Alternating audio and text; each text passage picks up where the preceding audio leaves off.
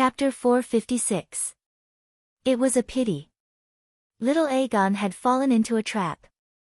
Sob, sob, sob, I don't feel anything anymore. Why am I so unlucky? So many people and little demons. They're all fine. I just, sob, sob, sob. I don't want to live anymore. Instead of waiting for death in humiliation, I might as well end it now. Dragon Queen rode on green and descended from the sky in the golden sunset. As soon as she jumped off the back of the Megalosaurus, she saw nephew Gu crying and rushing to the wall, wanting to commit suicide. Old Aemon pulled at his sleeve, but was dragged forward unsteadily. The old man hurriedly persuaded, "Child, don't be rash. Your aunt is back. She knows magic, maybe, let him jump." Dany took the towel from Ji Chi and wiped her face while sneering, "He won't die from jumping the pyramid. At most, he'll be crippled. If he wants to jump, let him jump. If he breaks his leg, he'll naturally be obedient." Ah! Old Yamont's face darkened. But after thinking about it, Dany was right. The pyramid had a total of 33 steps and a total height of 105 meters. Each step was only 3 meters high. He wouldn't die even if he fell head first. 7 gods above, why am I so miserable? Little Aegon didn't jump anymore. He squatted on the ground and cried while covering his face. Look at you. Where's the demeanor of the child of prophecy? Dany's aunt mocked without sympathy. Yasuo Yahai wouldn't be able to accept this. General Wildfire, who was drinking by the side, said helplessly, "The knife is bleeding, but he doesn't feel anything." Any man would be unable to accept this. The female dwarf who was pouring wine for the little demon looked up and carefully glanced at Dragon Queen. She comforted her gently, "Don't be discouraged. The queen is omnipotent. She'll definitely be able to cure you." The female dwarf wasn't flattering. After coming to Slave Bay and seeing the noble, beautiful, amiable, and domineering Dragon Queen, she became her little fangirl. "Fenny, how have you been in the literary troupe?" Dany asked casually. Fenny was a comic performer. She rode a pig and a dog with her dwarf brother. They pretended to be knights and competed with each other. They used funny actions and parody lines to win the audience's laughter. Because Cersei had placed a high bounty on Tyrion, Fenny's gnome brother was implicated. The mercenaries had taken the gnome brother's head as Tyrion's and went to the King's Landing in exchange for the bounty from Cersei. According to the original fate, Tyrion was supposed to replace the dwarf brother and form a comical pair with Fenny. But although Dragon Queen didn't like Tyrion, she didn't like the ending of Game of Thrones, she didn't want to humiliate him and make him a clown. Tyrion would most likely be more willing to be the queen's jester and perform comical acts with Fenny than become the Wildfire General. There was also a suitable place for Fenny in Slave Bay, the militia literary and arts troupe. She had been adapting to her new life in the literary and arts troupe. "Everyone is very kind and nice to me. I played the role of young Lady Hill in Shrike, Hill and the Bug this afternoon. After the performance, many people applauded me." Fenny's cheeks were as red as an apple. She was very cute. "Keep working hard. You will become a real heroine in the future," Dany encouraged her. "Yes, I will do my best." The little dwarf raised her small white fist and said excitedly. "Sigh, I'm going to die." Tyrion saw that the female dwarf was happy from the bottom of her heart. He had mixed feelings. He was gratified, sad, and a little jealous. He was jealous of the man Fenny would marry in the future after he died. "How is the situation in Meereen and Cayuan?" Yamont asked. Dany shook her head and sighed. "It's bad.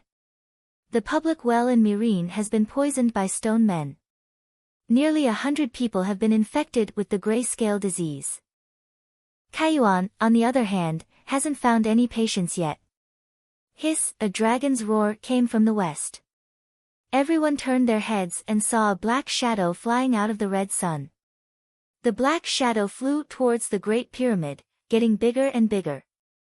Gradually, everyone could see that it was a ferocious black dragon with an imposing aura. Big Black is back from Dragonstone Island. That was fast. Ymont exclaimed. Seeing Big Black, Tyrion's depression disappeared. He stood up and said excitedly, 7 gods above. In only 2 days, I ran back and forth between Dragonstone Island and Astapor. The Megalosaurus is too fast. If I had a dragon, I wouldn't exchange it for the Iron Throne. I would ride a dragon and explore the world every day. Wake up. You don't have a dragon, and you don't have an Iron Throne. Dany glanced at him and said coldly. Your Majesty, you can control the world, but can you control my bragging? Since he was terminally ill, Tyrion did not plan to be cautious in front of the Dragon Queen. He directly retorted. Plop. When Big Black flew past the pool, he threw a bundle of sheepskin that was as thick as a tree trunk into the water. What's that? Tyrion walked to the pool and looked curiously. Get Master Tobmot out. Dany turned and said to the Unsullied. Big Black flapped his wings and the leaves of the persimmon trees nearby rustled. He landed on the wall and stretched his long neck in front of Dany. He shouted, Mother, I'm back. Very good. At least he didn't call my name this time. Dany patted his nose and praised him with a smile. He's talking. Tyrion opened his mouth and stammered. Aegon stopped crying. He got up in surprise and approached Big Black. He asked, Big Black, you can understand human language? What are you talking about? This is Draconic. Big Black is calling Mother. I understand. Centaur Maid Ji-Chi said proudly. You actually understand Draconic? Tyrion, Clinton, Aegon and the rest were in awe. They immediately looked at Ji-Chi in a new light. Ji-Chi, what else did Big Black say? Dany said lightly. Hello, how is everyone? Ji-Chi frowned. Guess again. I'm back. Ji-Chi probed. Yes, you guessed right. Hee. Ji-Chi laughed foolishly. The little demon had a strange expression. In Draconic, you only know one word, Mother. No, I also know Might Force, Morning Sun Palace, and Palace of Compassionate and Peaceful. The Centaur Maid said seriously. The little demon was stupefied. Your Majesty, this person has been unconscious for a long time. The situation is not good. At this time, the Unsullied had already dragged the sheepskin scroll from the pool ashore. After opening it, a thin old man with a long face was revealed. Bald head, short white beard around his lips, medium stature. What made Dany feel strange was that this little old man was not burly. He did not even have the strong biceps that blacksmiths must have. At this time, the blacksmith master's eyes were closed. His thin face was green. His lips and collar were sour with vomit. His chest that was wearing a gorgeous checkered brocade robe was barely moving. It seemed like he was about to die. Let me see. Ymont quickly walked over and squatted down to check. 7 gods above, this is really Master Tobu of King's Landing Steel Street. Tyrion shouted and turned to look at Dragon Queen in shock. Why did you kidnap Master Tobu here? Dragon Queen crossed her arms and looked at Ymont squeezing the blacksmith's chest and abdomen. She casually said, in addition to his forging skills, what else is worthy of my attention? Forging. Suddenly, Tyrion remembered 2 things. Tobu had recast the tile steel sword for his dead father, and Dragon Queen had snatched dozens of tile steel swords in Volantis. You want to recast the tile steel sword? Is it necessary to tie people here for a sword? The little demon found it hard to understand. Cough cough cough. Under Ymont's rhythmic squeezing, the blacksmith master's thin face gradually faded, and his breathing slowly became heavier. Finally, he coughed out a lump of filth and opened his eyes blankly. Where is this? Blacksmith Tobu murmured in a trance. Master Tobu, do you remember me? Tyrion moved his face closer and asked with concern. Tyrion's noseless deformed face scared Tobu to scream, and his body struggled to retreat. Master Tobu, it's me, Tyrion Lannister. The little demon awkwardly said. Hoo. Blacksmith Tobu took a few breaths and looked around. He saw several megalosaurus and saw the extraordinary temperament of the silver-haired purple-eyed girl. He looked up to the sky and sighed. I'm really at Slave Bay. Finally, you still have me as an old acquaintance. Tyrion softly comforted. Blacksmith Tobu's status was very high. He was the Blacksmith Guild president of King's Landing Steel Street. Tyrion had seen him a few times. During the rebellion of the Four Kings, Tyrion had cooperated with him for a period of time in order to build the iron chain that blocked the river. The two of them had a little friendship. Oh, you suddenly came over. I thought I fell into the 7 layers of hell and saw the devil devouring the living. I'm sorry. Tobu explained with a bitter face. Am I that ugly? Tyrion was a little unhappy. People's natural reaction is the most realistic. Dany laughed, then put on a straight face and said to the blacksmith, You know who I am, and why I brought you here, don't you? Tobu sat on the ground and did not move. He only tilted his head slightly and looked at Dragon Queen from the corner of his eyes.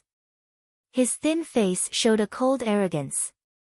If you let me ride a dragon, instead of grabbing me like a bundle of straw, maybe we can talk. Very good. Dany slightly nodded and turned to the Unsullied. Send him to Hattar. Yes. Immediately 2 Unsullied walked over, one on the left and one on the right of the sneering blacksmith grandmaster and walked towards the stairs. Humph, you want me to surrender? Impossible. Tobu turned to look at Dragon Queen and said with a firm face. Master Tobu, don't be stubborn. That Hattar is known as the Devil's Tail. He is very scary. Tyrion looked anxious. He looked at his old friend and then looked at Dragon Queen. Your Majesty, if you have something to say, we can talk. The Grandmaster has just been kidnapped, so it is reasonable for him to have some resentment in his heart. You give him to me, I will slowly persuade him, and he will naturally be willing to join us. I am now busy dealing with the epidemic. I don't have the mood to accompany you and him. Dany waved her hand and let the Unsullied take the blacksmith away quickly. Isn't that steel sword of yours called Clear Sky very useful?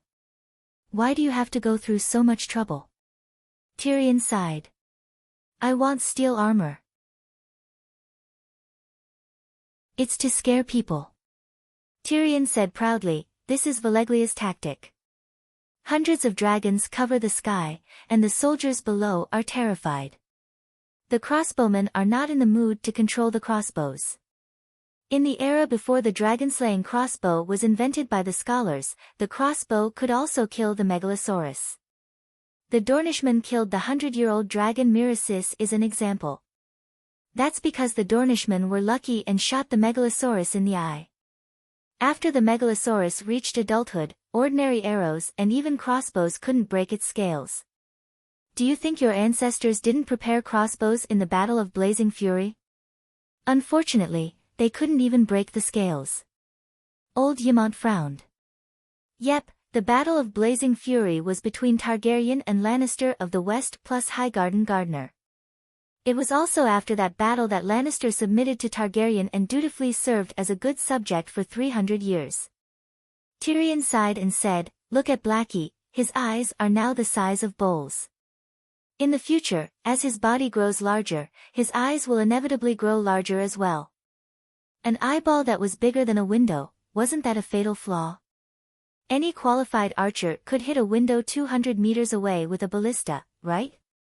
When the megalosaurus spits fire, its mouth is down, its head is down, and its eyes are also staring down at the target, right? If it can stare at you, it means that its eyes are already exposed to you. As long as you're not afraid of death and have a strong will, you'll definitely be able to shoot it. After all, the attack range of a dragon's flame will never be as far as an arrow. Before the fire reaches you, you'll definitely be able to shoot the last arrow. Old Yamant was speechless. Dany turned back to look at Blackie and Greenie's large, shining eyes. She also seemed to be deep in thought. Tyrion continued, dragons are very powerful, but they're not invincible. The people of Valeglia know this, so they formed a heavy cavalry that was second only to the Loinars. The Megalosaurus dragon might help our heavy cavalry suppress the enemy's heavy cavalry, and our heavy cavalry helped the Megalosaurus clear the archers and crossbow arrays. This cooperation is the true reason why Valeglia is invincible. How do you know all this? Aegon was shocked. Books, Silvas, Tyrion said. Silvas? Aegon had a strange expression. Ha! Tyrion's black and blue eyes flashed with a bright light. He chuckled and said, do you know who invented Silvas? The Volantis, Aegon said. No, they were still Valeglia back then. Tyrion emphasized. The Valyrians set their own rules, the dragon eats the elephant eats the heavy cavalry eats the catapults, the archers, and the siege scales. Then the catapults eat the dragon, and the siege scales eat the dragon. The fact that the people of Valeglia set such a rule means that in their countless wars of conquering the world, they must have encountered situations where the catapults threw stones to shatter the Megalosaurus's skull, and steel crossbow arrows pierced through the Megalosaurus's vitals. Seeing that silence was listening to everyone, Tyrion smiled proudly. He turned to Aegon and said, so, do you know why I can easily beat you every time I play chess? It's because I know the rules. Dragons can never be too far away from heavy cavalry. Knowing this, you'll definitely win more than you lose when you play Silvas. The reason why you lose is because your opponent also knows this rule and does it better than you. This time, even Dany could not help but look at the dwarf in a new light. This guy is really smart, he can easily see the core truth behind the problem. Tyrion understood the look in the Dragon Queen's eyes, which made him very happy. Involuntarily, he winked and smiled at the queen. Dany's face was wooden, and a basin of cold water was poured on him. So, you're about to die, why are you showing off? Sigh. The smug look on Tyrion's face froze, cracked, and peeled away, revealing the bitterness of despair beneath. He sighed and said, I know, it's too late to say anything now. I just want to complain, Queen, you shouldn't have made me the Wildfire General, the Megalosaurus General is more suitable for me. Alright, stop talking nonsense, explain to me about the Arc of Triumph. Dany waved her hand and said in a bad mood. Tyrion said weakly, the flood that drowned 100,000 Valeglia in the city of the festival came from Mother Lone's revenge. Then Valeglia also began to take revenge on Loina. Hundreds of Dragon King rode the magic dragons up the river, from south to north, burning every village and city on the way, and Dorf was the last castle on the Little Lone. Burning Dorf to ruins meant that the war between Valeglia and Loina officially ended, and Valeglia won. That's why they built the Sphinx statue outside of Dorf. That's Valeglia's Arc of Triumph, a monument to the destruction of a great people. That makes sense. Dragon Queen's beautiful eyes sparkled, the statue might really be made of steel, 200 tons. Valeglia is too extravagant. Old Yamant exclaimed. I don't think they're extravagant enough. Dany said excitedly. Hee hee. Tyrion laughed in a low voice, Your Majesty, have you thought about it? If the statue could be melted, why would Khal let it go? Even the centaurs could use huge wooden wheels to transport the statue to Horse King City, why couldn't Khal of Blacksmith City do it? Why, do you know the reason? Dany calmed down and asked. I don't know the exact reason, but I'm sure that all the blacksmiths in Khal couldn't melt it. Tyrion said with certainty. Tap, tap, tap. While they were talking, Hattar walked up the stairs with heavy steps. He bowed respectfully and said, Your Majesty, I didn't disappoint you, the old man confessed. So fast? Tyrion was surprised. Sigh, He only took a dragonfly skimming the water from me, and he was scared. Hatter's melon-like face showed some loneliness. He sighed and said, "At this time, I'm actually looking forward to meeting another faceless one. I have dragon-slaying skills, but in front of me is only a group of snakes, insects, rats, and ants. It's too lonely." Tyrion shuddered and his vision blurred. The tall, burly man seemed to have transformed into a tall hat and a wide belt, with long hair and a long beard, a lonely, peerless swordsman. Under the full moon, he stood proudly on the peak of a lonely mountain, his long hair and robe swaying in the wind. He held his sword and looked down at the mountains alone. "All right, bring the blacksmith here, I have something to ask him." Dragon Queen's impatient scolding pulled Tyrion back to reality. He looked again. The boar was still the boar, vulgar and ugly. Together with the butcher count, they were called the Slave Bay's twin devils. 10 minutes later, two unsullied came back with the blacksmith, Tobu. The old blacksmith's face was pale, and his eyes were a little absent-minded, but there was not much change. His checkered robe was not stained with blood, and there were no traces of being whipped. Dragon Queen greeted him with a smile and said politely, "Bring a chair for Master Tobu. The master is an important guest. How can we let him stand?" "Jichi, make a pot of black tea for the master." Seeing the Dragon Queen's sweet smile, the muscles on the blacksmith master's thin face twitched a few times.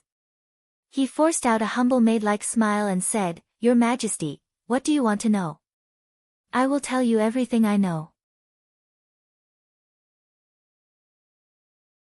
He raised his eyebrows, moved his chair closer to Dragon Queen, and said in a very low voice, "Your Majesty, the Blacksmith Guild and the Black Goat religion are two sides of the same coin. The Black Goat priests are proficient in the blood curse technique. I'm not sure how strong the Black Goat god is, but you should know how overbearing the Red God Church is, right? Just a year ago, because your dragon brought magic to the world, the Red God priests recovered their extraordinary power. And the believers of Kal Lalo were not willing to be oppressed. Under the leadership of dozens of Red God priests, they attacked the Black Goat Temple and tried to burn the statue of the Black Goat God. In the end, Tobu Mott stopped here, tilting his head to look at the group of people who had almost put their heads in front of him, his expression stupefied. When he whispered to Dragon Queen, Tyrion, Clinton, Old Yamont and others unconsciously leaned over. "It's okay. I'm not afraid of the Black Goat." Dany waved her hand and said confidently, "I'm afraid." Tobu cried. Dany gave Hattar a look. Hattar received the signal, cracked his knuckles and gave Tobu a ferocious smile. The blacksmith master shuddered and said mournfully, "More than 20 Red God priests who can control fire, thousands of holy fire hands, the Red God Church's armed forces, thousands of Red God believers. Before they could even get close to the Black Goat Temple, they were all slaughtered. Now everyone has seen that Kal continues to live the same life as before. Lalo and the Red God Church did not take revenge, so the matter was left unsettled. This shows how terrifying the Black Goat is. I know about this too. To be fair, you can't blame the Black Goat Church for being cruel. In the past 2 years, the Red God believers have been developing wildly. Their demands have become more and more excessive, and their actions have become more and more overbearing. The Black Goat belongs to the primitive religion of Kal. Even Valeglia did not ban it. But an outsider wants to destroy the local church and preach that the Red God is the only one." Clinton frowned. "Yeah, I heard about the chaos at Slaver's Bay." Dany nodded. Why did Dany support the Seven Gods Church? Or rather, why did they have to develop a religion? Because the people of this world needed faith. As long as people experienced hardships, they would have hope. They would hope for the hardships to pass, and hope for salvation to come. Hope was to step onto the steps of faith. If she didn't promote her religion, another religious force would immediately fill the void. And the Red God Church was the largest, most overbearing, and the hardest to control. The King of Light Lalo was real. He was a true god with power and will. On the contrary, the 7 gods were just 7 pieces of wood. The 7 gods church represented the 7 spirits. It was more like a philosophical thought on what is a person and how a person should be. What really made the 7 gods church powerful was a person. It was a wise and powerful chief bishop of a certain generation. It was not a god that was above humans. The 7 gods church could be controlled. Danny's lips curled into a smile that made the blacksmith's hair stand on end. She asked, "Do you think the black goat really exists? What do you want to do?" The blacksmith asked with a trembling voice. "I heard that the Black Goat Church's fanaticism for blood sacrifice even surpassed the Red God priest." Danny's smile widened. "This is true." Budo Mott swallowed his saliva and said, "The black goat is a god of darkness. It needs living things to worship it every day. On ordinary days, the priest will offer calves, bulls, and horses. On holy days, convicted criminals and slaves who do not please their masters will have their throats slit by the priest. If necessary, the nobles in the city will offer their children to the black goat as a show of comfort. They hope that it can protect the city." "Ha ha ha, good, good, good." Danny laughed out loud and said, "Good," 3 times. "What's good?" Tyrion asked curiously. "My son is growing and lacks God to eat." "What?" Tyrion opened his eyes wide and said in disbelief, "Eat God? Are you crazy?" Danny waved her hand and said loudly, "Master Tobu, tell me the incantation to melt steel. I want to melt the Sphinx statue. I want to choose one out of 100,000 soldiers, 1,000 battle wolves. Oh, dragon warriors. If the dragon warriors could wear steel armor and hold steel swords, even without the help of the Megalosaurus, they would be able to kill the demon god Black Goat." As soon as the dragon queen had this idea, a demigod of darkness in Kohor thousands of miles away felt a sense of danger. In the center of the city, there was a dark temple that was tightly shut. On the altar, there was a fluffy black goat statue that was the size of a wild bull. Its red eyes, which were polished with blood crystals, suddenly began to flash with a red light. A moment later, a group of black-robed priests with their faces covered by hoods gathered in the corridor outside the main hall. Creak, the door of the temple opened, and a middle-aged man with silver hair and purple eyes with a dignified appearance walked out. He was also wearing a black robe, but the edges of the black robe were sewn with dark red edges like blood. "My master, the Black Goat, prophesied that a great disaster is about to befall Kohor," the dignified middle-aged man said. "Your Excellency, where is the prophesied disaster coming from?" a black goat priest asked. "The Mother of Dragons," the high priest said. Hearing the name of the Mother of Dragons, the priests were not shocked. Instead, they felt a strange sense of relief, as if it was finally their turn. Sigh, she first burned hundreds of nobles in Valeglia, and more than 10 noble trading princes in Lys. Even the strongest city, Bravos, did not escape her fate. Now, I am not surprised that she wants to attack us. In fact, I always thought that she would ride a dragon and burn down our arsenal. After all, many parts of the dragon-slaying crossbow were made by Kohor. She should treat us as her mortal enemy, an old blue-eyed priest said. No, the prophesied crisis is related to her. The Mother of Dragons seems to be hostile to the great black goat god, the high priest said. Why? The old man did not understand. Maybe, because of the slaves. We often sacrifice slaves to our master, someone guessed. No matter why she wants to harm our master, what we need to do is to protect Kohor. It would be best if we could help the alliance break through Slaver's Bay, the high priest said. What can we do? Go to the Lorne Plains, the Dothraki Sea, and the Horse King City to find the call. No matter how strong or weak their Khalasar is, I need you to persuade them to go south to Slaver's Bay, the high priest said. Will they listen? The old man was uncertain. Chapter 459. With dragons, many miraculous things could really be done. Blackie brought Butto-Mott back to Astapor in the evening, and by midnight, even Whitey from the Stone Steps archipelago had returned. Then, the 5 dragons, black, white, gold, red, and yellow, went to Myrene together. Well, Danny carried Little Red and rode on Blackie's back. John Bolton and Bruce Wayne also went with them. One of them was in Myrene to participate in the war conference against the Allied forces, and the other was a juror to participate in the great trial of Cleon. Both of them were commanders of the guards, and Myrene was suffering from an epidemic and needed the guards to manage the city's security. They had already boarded the ship and were ready to set off. Danny happened to meet them and gave them a ride. Early the next morning, the new freedman and the freedman of Gith in Myrene saw 5 megalosaurus of different sizes under the golden red sun. 5 dragons. Such a shocking scene immediately boosted the morale of the people who were affected by the grayscale disease epidemic. In particular, the black dragon could actually speak. While they were stunned, they were suddenly filled with confidence for the future. The Holy Light Megalosaurus had said that the epidemic was under control, and that a miracle cure for the grayscale disease would soon be developed. Most of the people believed what the Dragon Queen said. It was just that the grayscale disease had almost no possibility of being cured.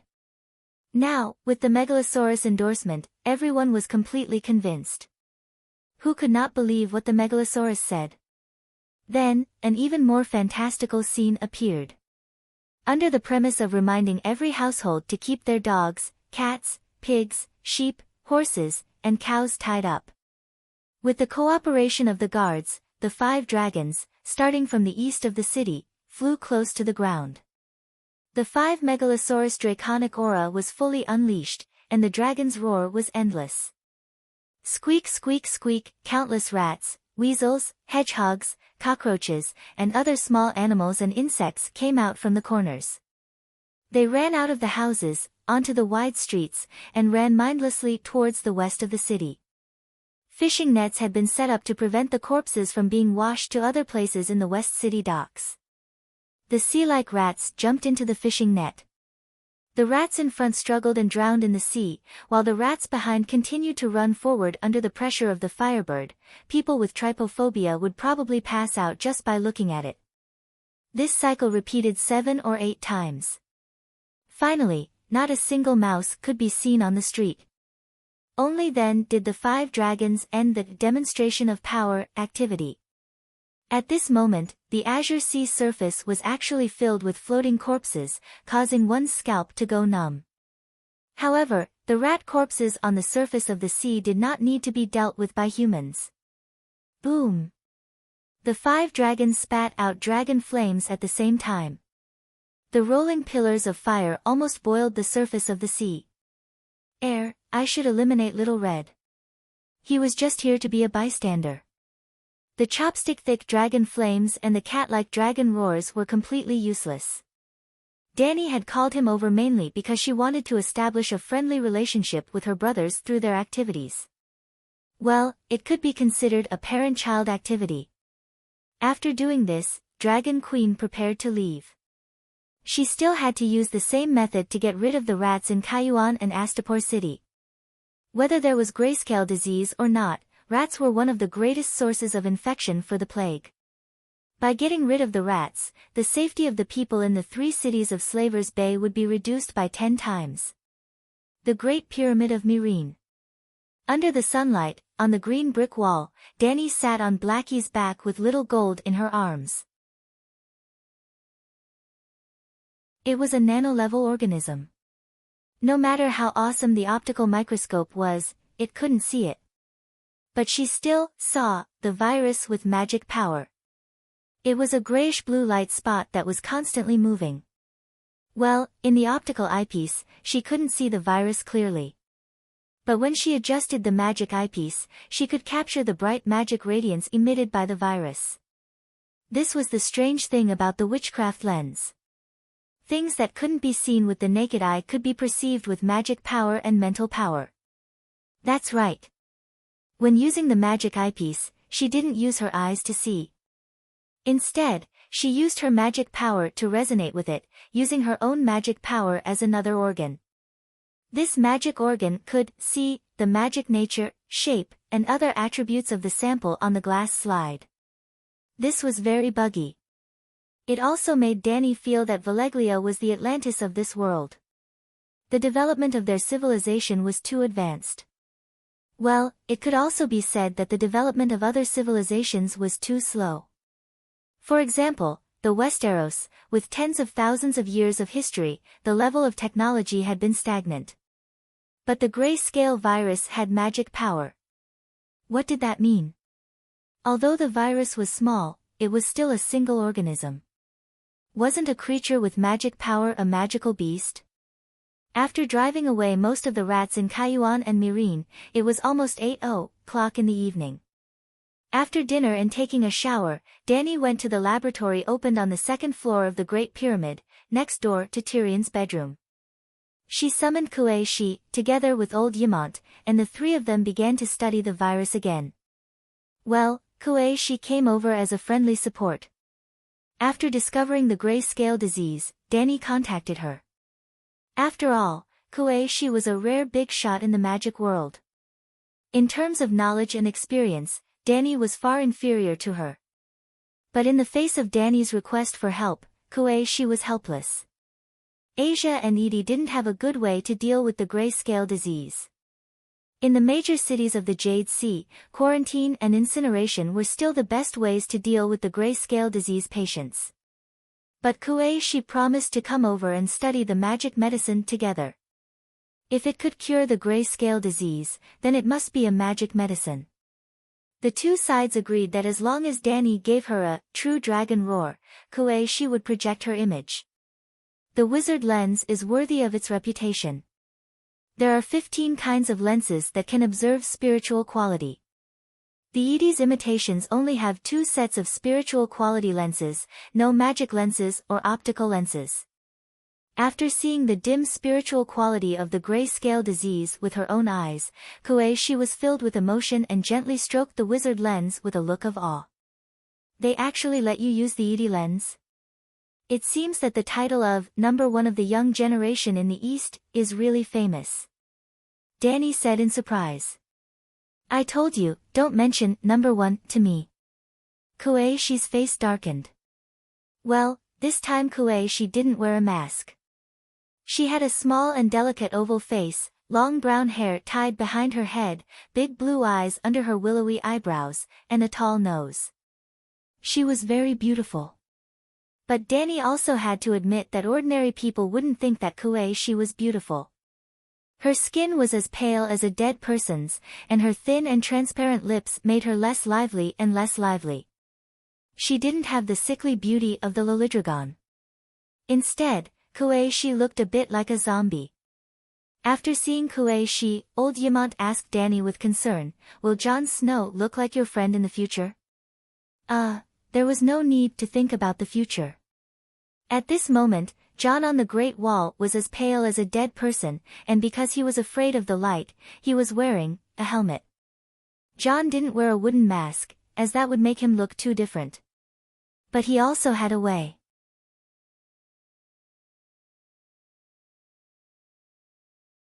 Chapter 460.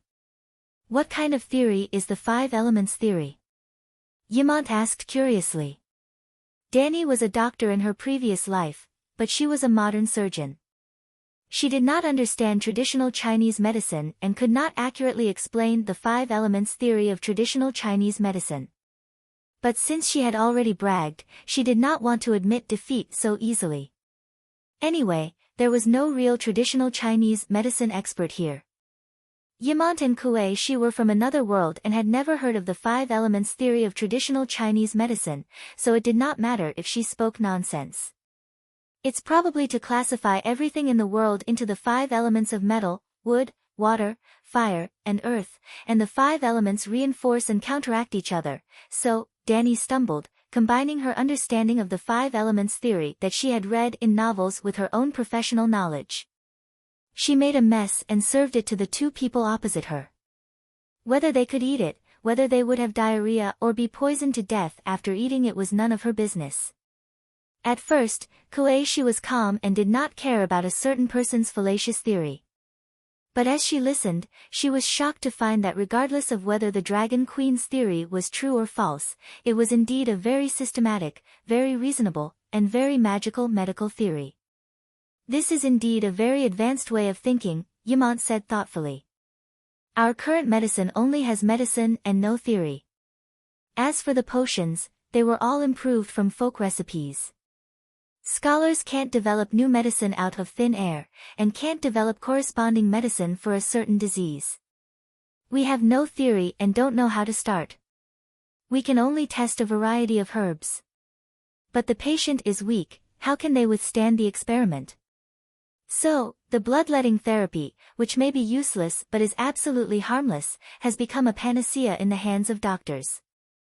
This 5 elements theory of yin and yang is worth a try, Koeishi nodded in agreement. Then, she sighed.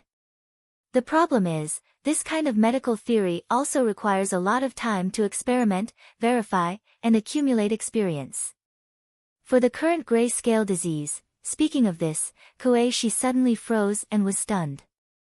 Danny saw that her expression was not right and could not help but ask with concern, "What's wrong?"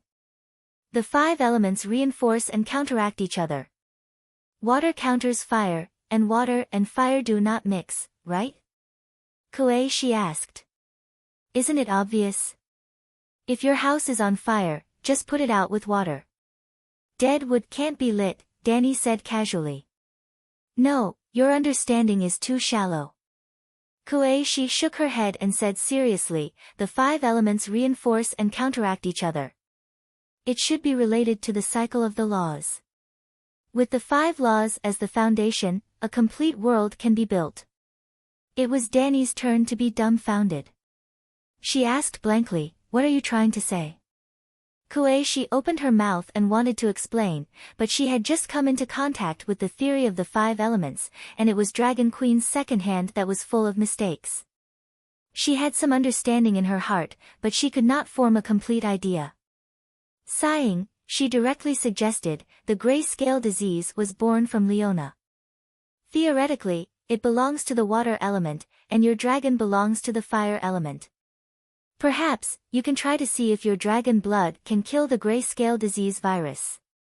That's not a problem. Danny frowned and thought for a moment before reluctantly nodding in agreement. Taking blood was very simple. At the top of the Great Pyramid, the 5 dragons were sleeping on the huge stone wall. She woke Blackie up and poked a small hole in his fleshy wing. Hot dragon blood with smoke dripped into the test tube. It was not much, about 3 milliliters. The wound on the dragon's wing stopped bleeding and slowly healed.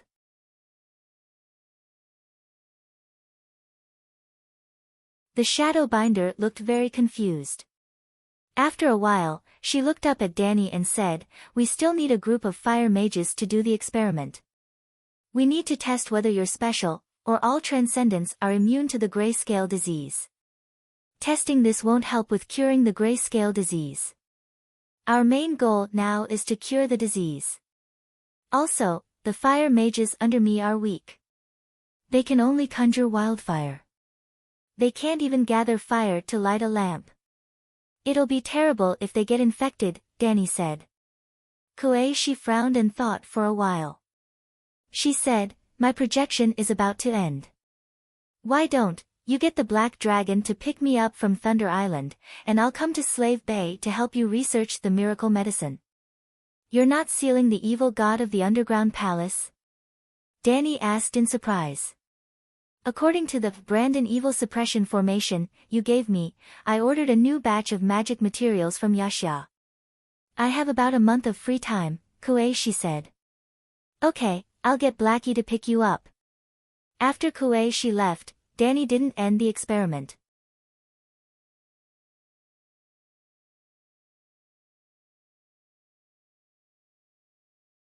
There's a rumor that when your grandfather was crowned, Joanna came to the Red Castle, and your father.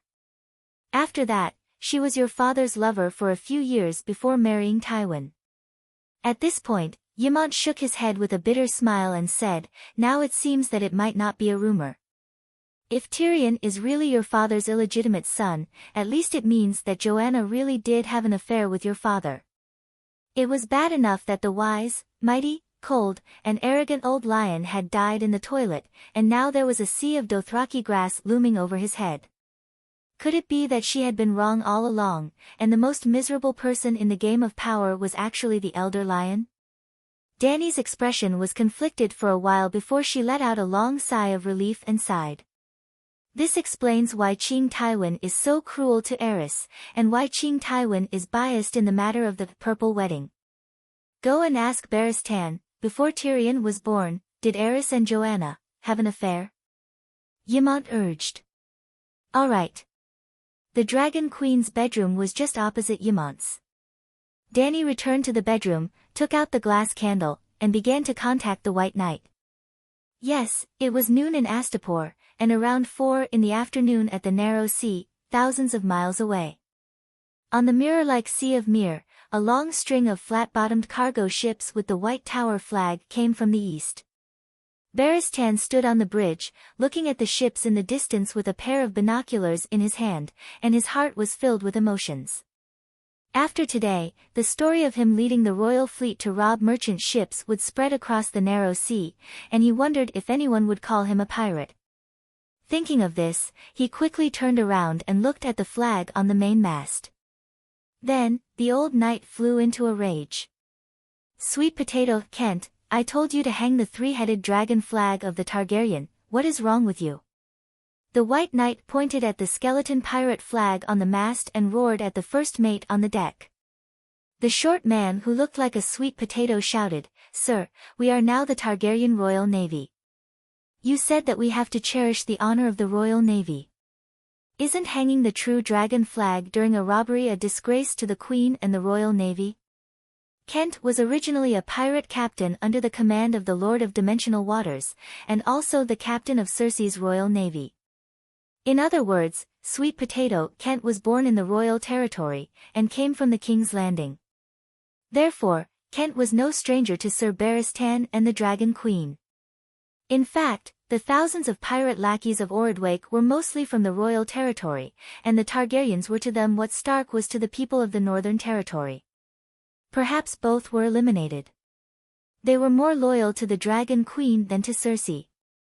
The people of the royal territory were not loyal to Lannister, or else they would not have been instigated by the Lord of Dimensional Waters to betray the Iron Throne. There is more to this matter, we need to spread the news of the Queen robbing the Hyder family's food. Barristan pulled Kent to his side and whispered into his ear, "Hyder has joined the Queen. This is just a show." Oh. Sweet Potato Kent was enlightened. "Keep your mouth shut, and don't tell anyone else," Barristan warned. "I understand." Kent nodded and left the bridge, instructing his men to change the flag. "You can't hide it." Suddenly, a clear female voice rang in Barristan's ears. The old knight was shocked and turned to look, it was indeed the Queen. She was holding her hand in front of her forehead, her figure twisting and changing under the sun, as if smoke was coming out of it. "The sun is scorching, go inside the ship." After saying this, Dany's figure disappeared again.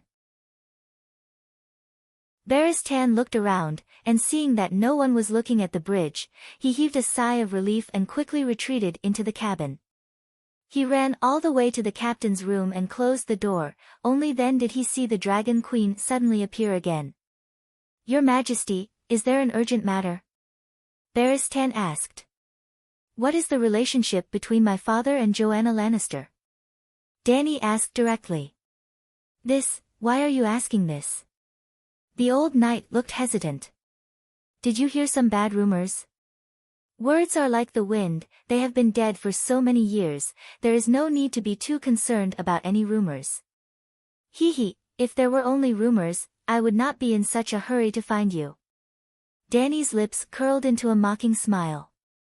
"Unfortunately, the things they left behind will not disappear with the wind."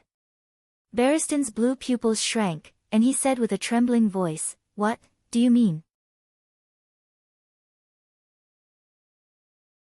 Chapter 462. Danny looked at the old knight's panicked and incredulous face and sighed. As you thought, Eris and Joanna had an illegitimate child. Have you guessed who it is? His pupils contracted and he muttered, Tyrion. Tell me, why isn't it Cersei and Jaime?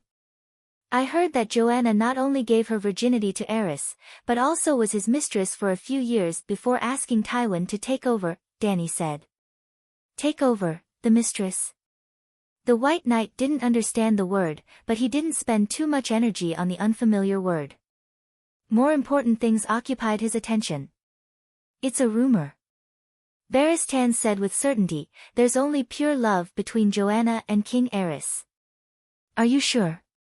Danny looked at the old knight suspiciously and reminded him, in front of me, you don't have to worry about damaging Aerys' reputation. We all know that he doesn't have that at all.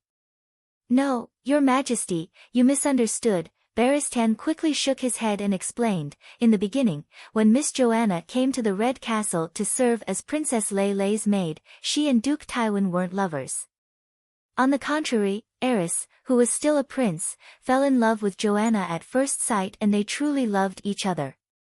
Seeing that he stopped and looked at her nervously, Danny was eager to continue eating and urged, continue? You're not angry? The White Knight looked at her carefully and asked. Angry about what? Layla is your mother. The old Barristan mumbled. I was having a good time eating, Layla.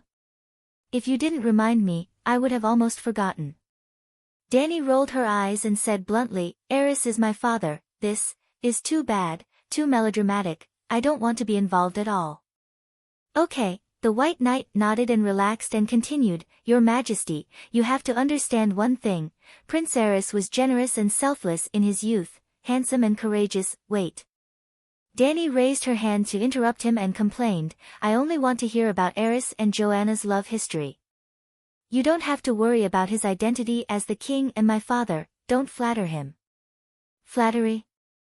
Barristan suddenly raised his voice, widened his eyes, and shouted, I have always adhered to the path of honesty, why would I flatter the king?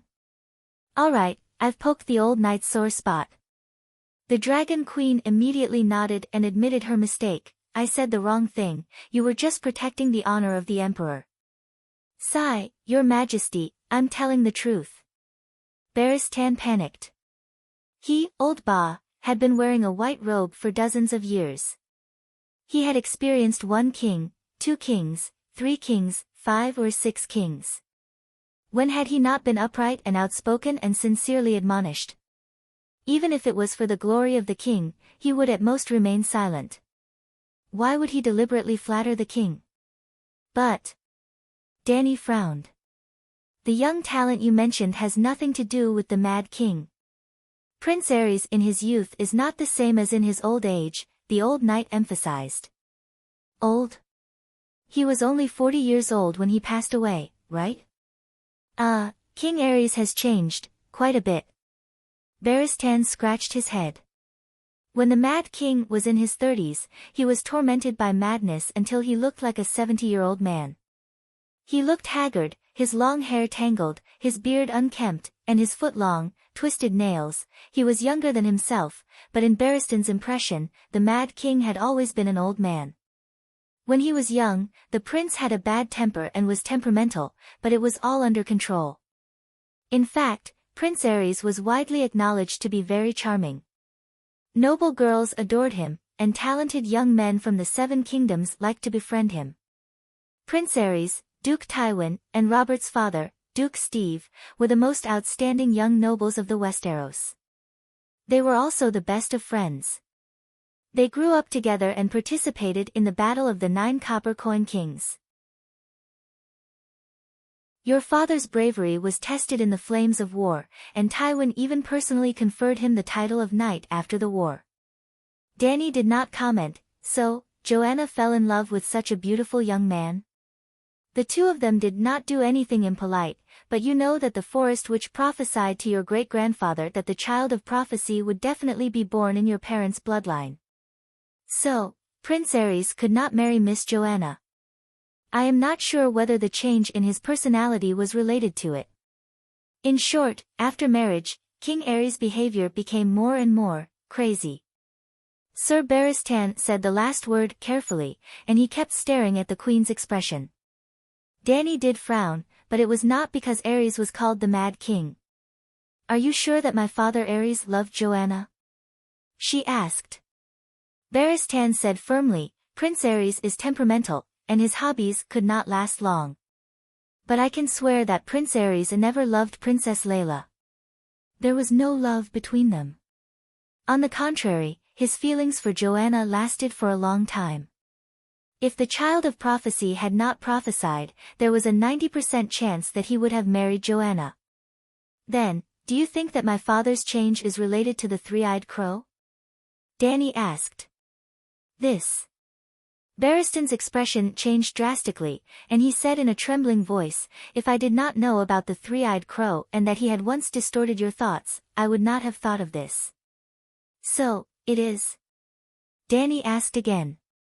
Barristan shook his head and said, "But why? Blynden Riverman is a Targaryen. His father, Aegon V, doted on him, and even acknowledged his identity and inheritance. Later, his elder brother, Dylan II, also trusted him and appointed him as Prime Minister. I really cannot find a reason for him to destroy the Targaryen dynasty. Without a doubt, driving your father crazy is the same as destroying the Westeros and the Targaryen family." Maybe, Dany's gaze was gloomy, the director needed him to follow the plot according to the script. Otherwise, how could the child of prophecy be born? Who? Prince Aegon is the child of prophecy? Barristan frowned and said, "He has never been to the Great Wall or fought against deviant ghosts. He is just a child in summer. The long night is coming soon. Can he grow into a savior in an instant? Stop guessing. Only deviant ghosts know the three-eyed crow's thoughts. When I master my divine skills and place my steel sword on Blynden's neck, we can interrogate him in detail." He waved his hand and ended the topic. Dany changed the topic and asked, "How did Tyrion come about?" "Joanna has been staying in Casterly Rock City since her marriage. How could she have the chance to give birth to Tyrion?" "No, there was a chance. 10 years after King Aerys's coronation, there was a tournament held at the King's Landing. Therefore, the next morning, in the hall on the first floor of the Morning Sun Palace, in front of many officials and citizens of Slaver's Bay, Dany awarded General Wildfire a yellow magua, as usual.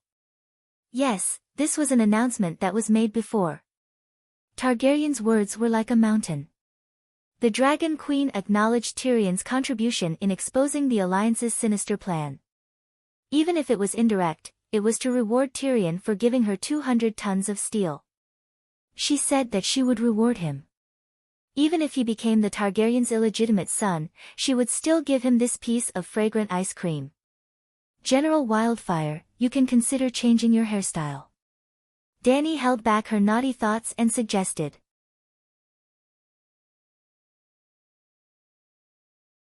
Chapter 463.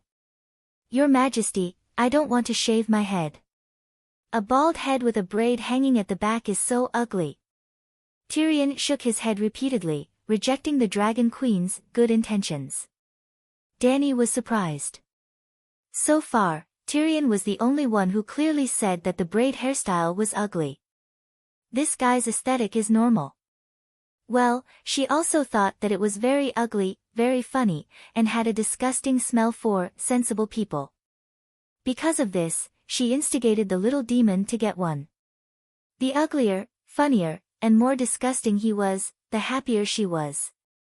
After learning that he was Targaryen, Dany hated the little demon's performance in the finale of Game of Thrones even more. She wanted to see him make a fool of himself, to see him get a minion's head without knowing it. Who knew that his aesthetic was the same as the normal people of the Celestial Empire? In this other world, it was too abnormal. Returning to the living room on the top floor from the yamen on the first floor, the unwilling Dany suggested again, "Meereen is undergoing the roundhead movement, and the Gith people have begun to shave their hair. If you shave it too, I'll transfer you to Meereen and give you a promotion." A second-grade official is qualified to participate in the imperial conference. The queen's words were half true and half false.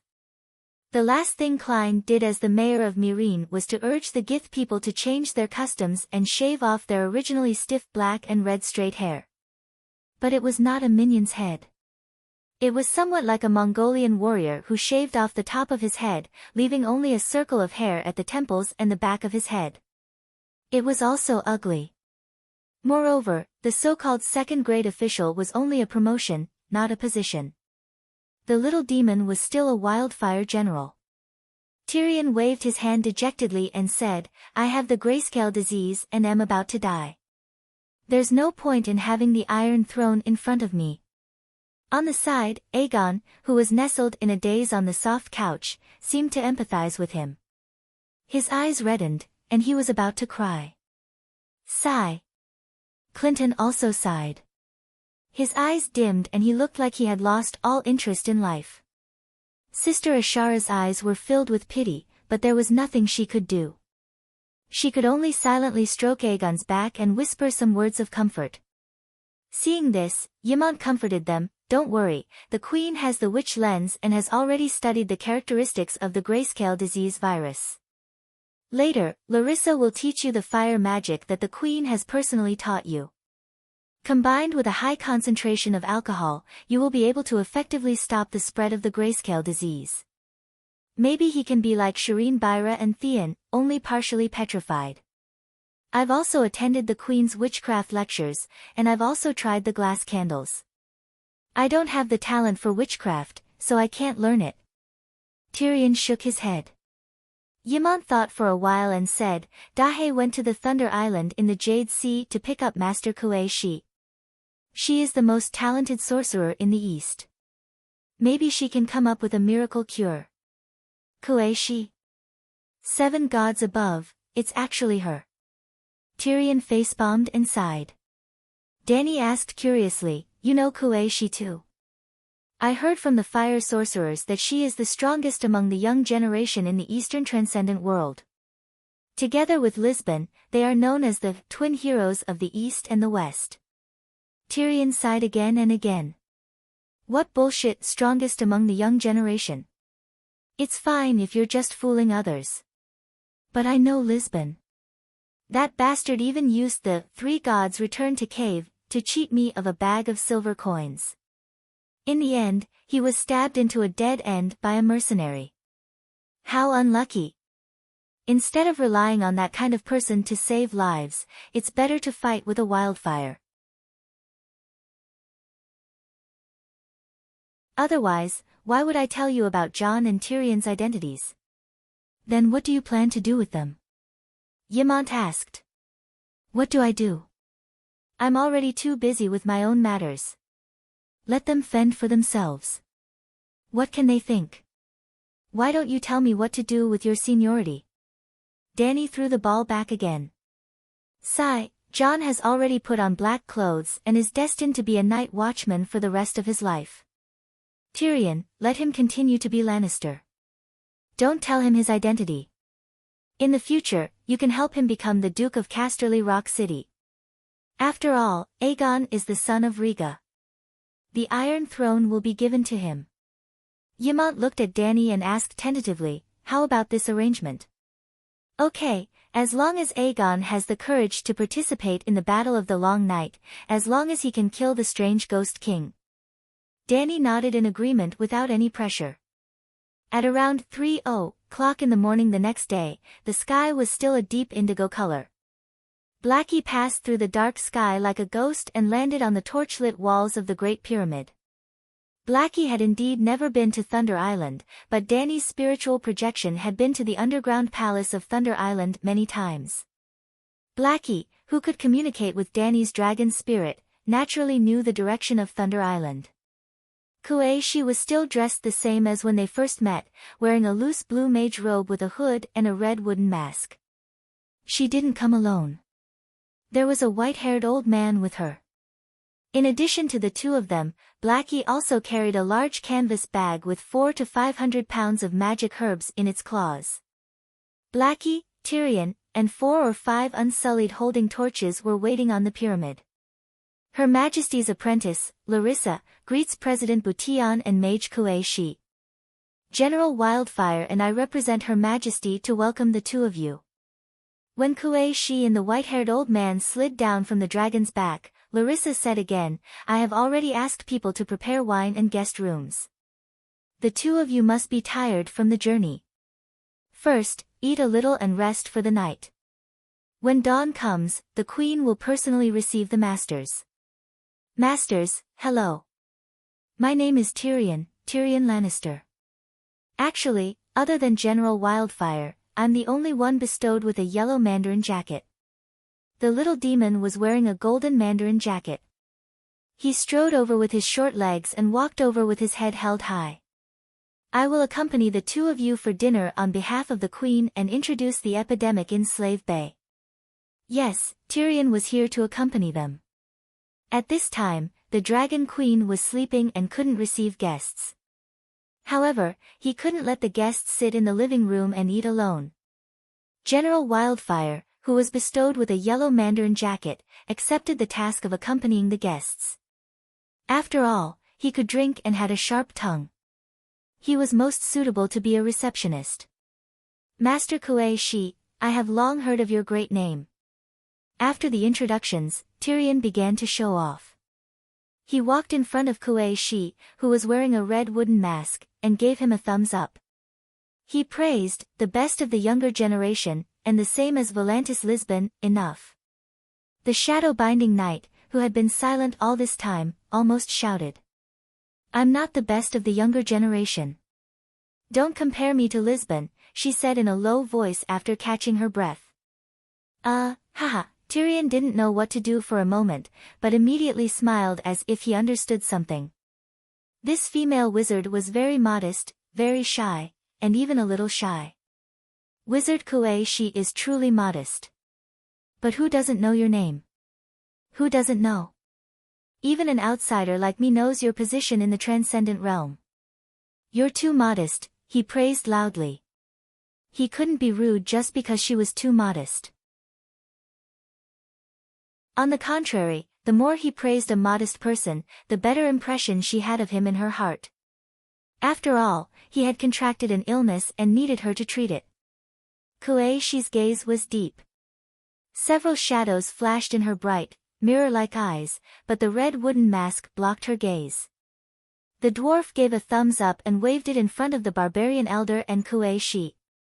He praised loudly, Wizard Kue Shi, the best of the younger generation. Who else could be better than you? Kue Shi's body trembled slightly. She unconsciously clenched her fists. However, the night wind at the top of the tower blew at her loose wizard robe. Her hands were also hidden in her sleeves. No one could see. I'll give this dwarf retribution sooner or later. The binding knight thought. Black Sister Larissa felt that the atmosphere was a little strange, but she couldn't figure out what was wrong with Tyrion's praise. She was already the best of the younger generation. Was she not enough for this binding knight to brag about? Thus, she began to suspect that the two guests were dissatisfied with the queen for not personally coming out to greet them. Thinking of this, she smiled and explained, the queen has been staying up late recently to study the grayscale disease. Tonight is no exception. She just fell asleep not long ago. She didn't mean to be rude. The white-haired elder waved his hand and looked deeply into Blackie's human-like eyes. He said meaningfully, actually, I've already met the Dragon Queen. The great wizard's dragon spirit innate gift is both enviable and revered.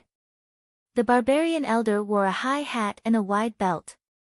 He had an awe-inspiring aura and exuded a noble aura. Larissa wondered what dragon spirit innate gift was, but the other party was an honored guest who had come from afar. She couldn't be rude and just led the way. Masters, please follow me. Her Majesty has prepared Qingting Island golden wine. Let's get drunk tonight. Tyrion smiled. The elder seemed to have a high status.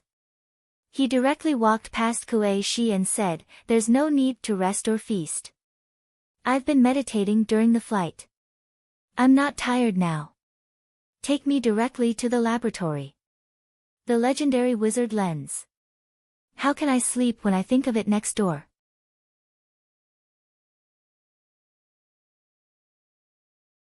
Chapter 464. The next morning, when Danny met the old man in the lab, he was observing the grayscale disease virus under the liquid of the dragon excrement. Kuei, Shi and Larissa were brewing potions on the other side. President Butian, you came to the lab so early. Danny walked with vigorous steps to the side of the old man. She was wearing an exquisite dark purple skin-tight leather armor that outlined her youthful body. The old man was called Butian, the brother of the current king of barbarians and the president of the Necromancer Association. Kuei, Shi was not the only mage who sealed the underground palace of Thunder Island. Butian was also one of the people in charge. Knowing that Kuei, Shi was going to leave Thunder Island for Slave Bay, Butian was interested. First, he wanted to meet the Megalosaurus and the Dragon Hatcher Queen. Second, he was very interested in the legendary witch lens. Third, there was an outbreak of the grayscale disease in barbarians. After receiving Kuei, Shi's request, Danny immediately agreed. Other than the old president who could help her research the antidote, she also encountered many problems in necromancy in the process of creating the ghost meditation technique. She also wanted to ask for his advice. Butian stared at Danny for a while and sighed. Your Majesty, you are so young. Ha, you are still hale and hearty despite your age.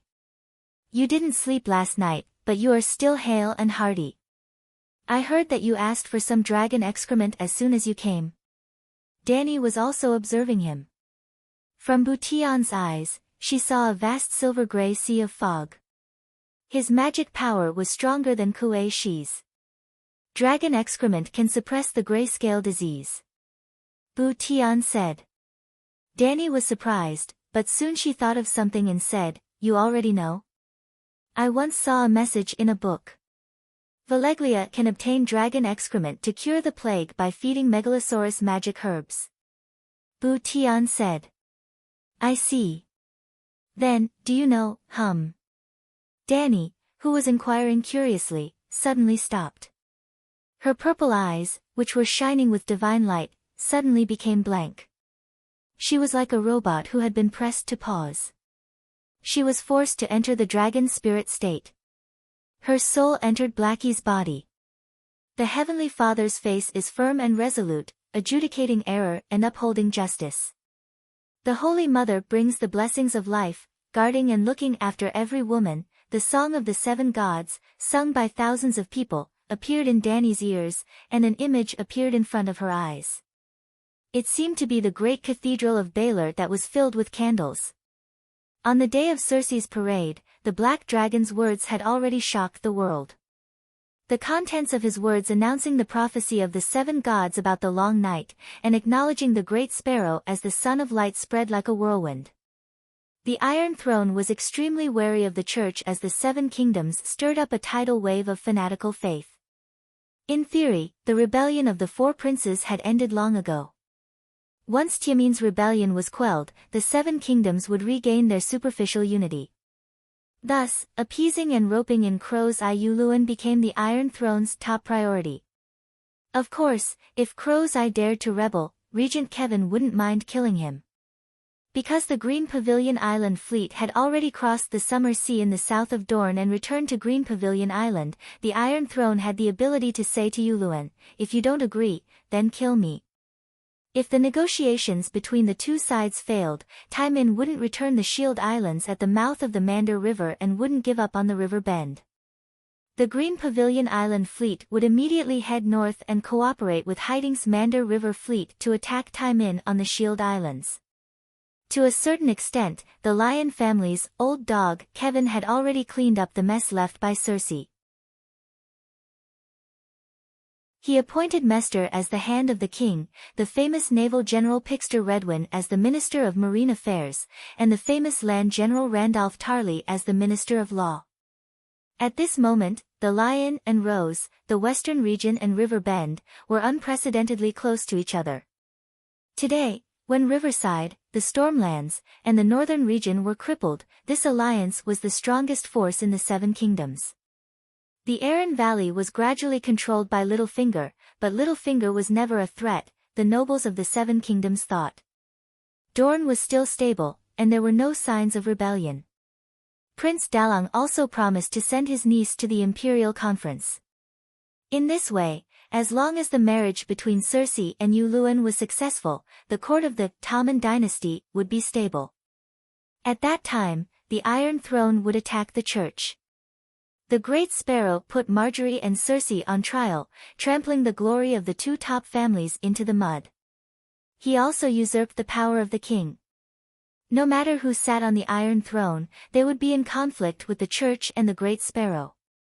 And what Kevin and the others couldn't stand was that the Great Sparrow and Targaryen had joined forces. As long as the Iron Throne and Tywin's negotiations were successful, as long as Cersei married Yuluan, as long as Tywin swore loyalty to the Iron Throne again, the Iron Throne would immediately attack the church. The Great Sparrow wasn't stupid. He knew this. He also knew that as long as the church's armed forces were rebuilt, there would sooner or later be a conflict between theocracy and royalty. No matter what, he couldn't bridge the conflict between the church and Lannister and Tyrell.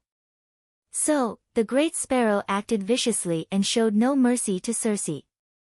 So, when the Keisha member proposed the bad idea of mortgaging the church's bank, he accepted it without much consideration. He needed money to arm the church. If he didn't strengthen the church's power as soon as possible, when the King's Landing regained stability, the poor gathering and the children of war who lacked weapons and food would sooner or later be killed by the Iron Throne. Just like what Targaryen did to the church. So, the Great Sparrow attached great importance to the Holy Megalosaurus becoming the Great Guardian of Light. He needed to use the influence of Megalosaurus to develop the church's power. That was obvious.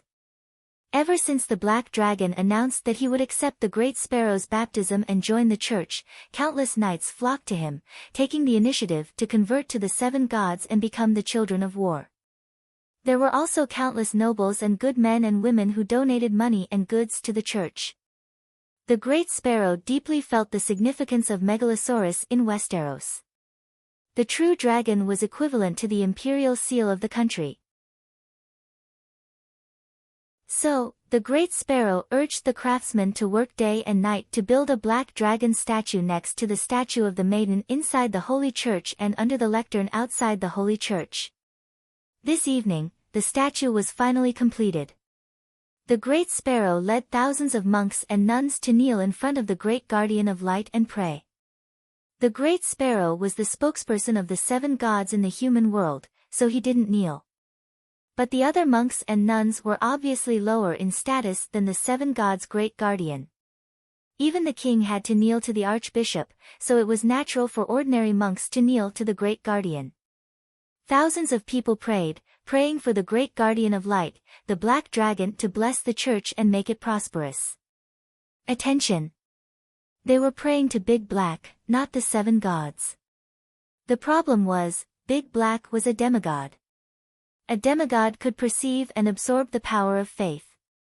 If an ordinary demigod established a small church, even if 2,000 people prayed to him at the same time, it wouldn't increase the demigod's power of faith.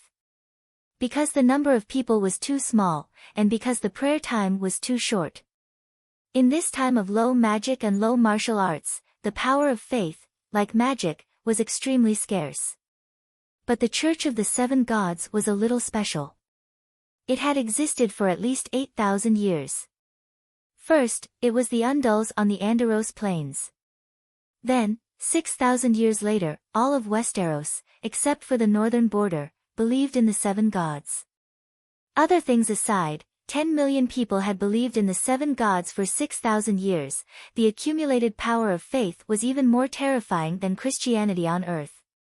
Even in this magical world of ice and fire, it was the first in the world. That's right, the accumulated power of faith of the Church of the Seven Gods surpassed that of the Red Gods. At this moment, the believers of the Red Gods naturally surpassed the Church of the Seven Gods. But 400 years ago, when Valeglia ruled the world, the red gods had been limited to the continents around the eastern Jade Sea. What was worse was that the red god Lalo was crippled by the people of Valeglia and went into hiding for thousands of years. It was only in the last few hundred years that he became active.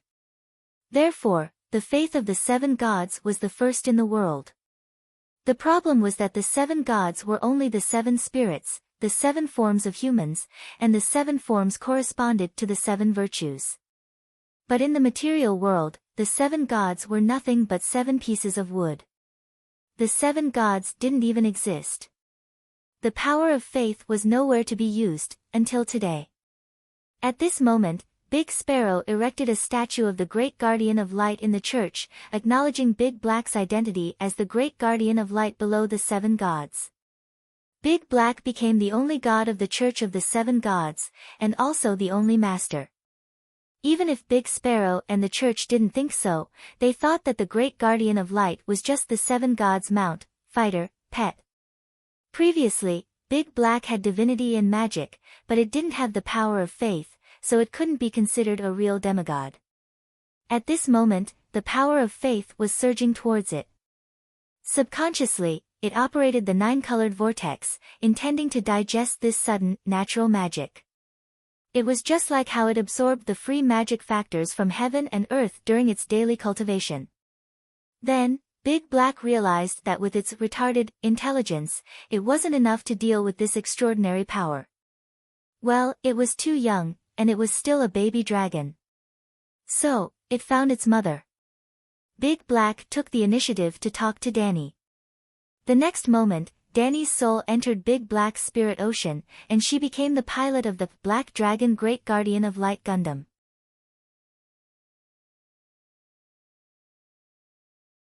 Maybe she could create a blood sacrifice technique. Let the Big Sparrow sacrifice to the Great Guardian of Light. Using the power of blood sacrifice, Blackie, like the demigods like the Black Goat, crossed the true god barrier and established a temporary connection with the Big Sparrow. Well, 99% of the demigods used blood sacrifice. This was also the reason why the blood sacrifice technique was popular in the world. Other than blood sacrifice, other sacrifices could also be used. For example, Reese's goddess of lust could offer sacrifices to the goddess by lying down in the garden of lust. Danny could end this believer response, then find Kuei Shi and ask her to help Blackie compile a sacrifice to burn sacrifices. Then, she would teach the Big Sparrow the sacrifice that was exclusive to Blackie. The next time she prayed, the Big Sparrow would burn a few people and be able to contact Blackie. But the Dragon Queen was not an ordinary person. She had heard the song of wind of the Door God. The Door God didn't give a man a fish, but taught a man how to fish. He didn't give his song of wind to Danny, but taught her how to sing her own song of wind. In a hurry, Danny unconsciously entered the state of epiphany of the song of wind, integrating her thoughts into the wind. The next moment, her eyes and ears followed the wind, crossed thousands of miles, saw, heard, and came to the great cathedral of Baylor.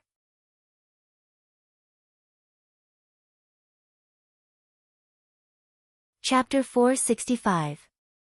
Your Majesty is wise.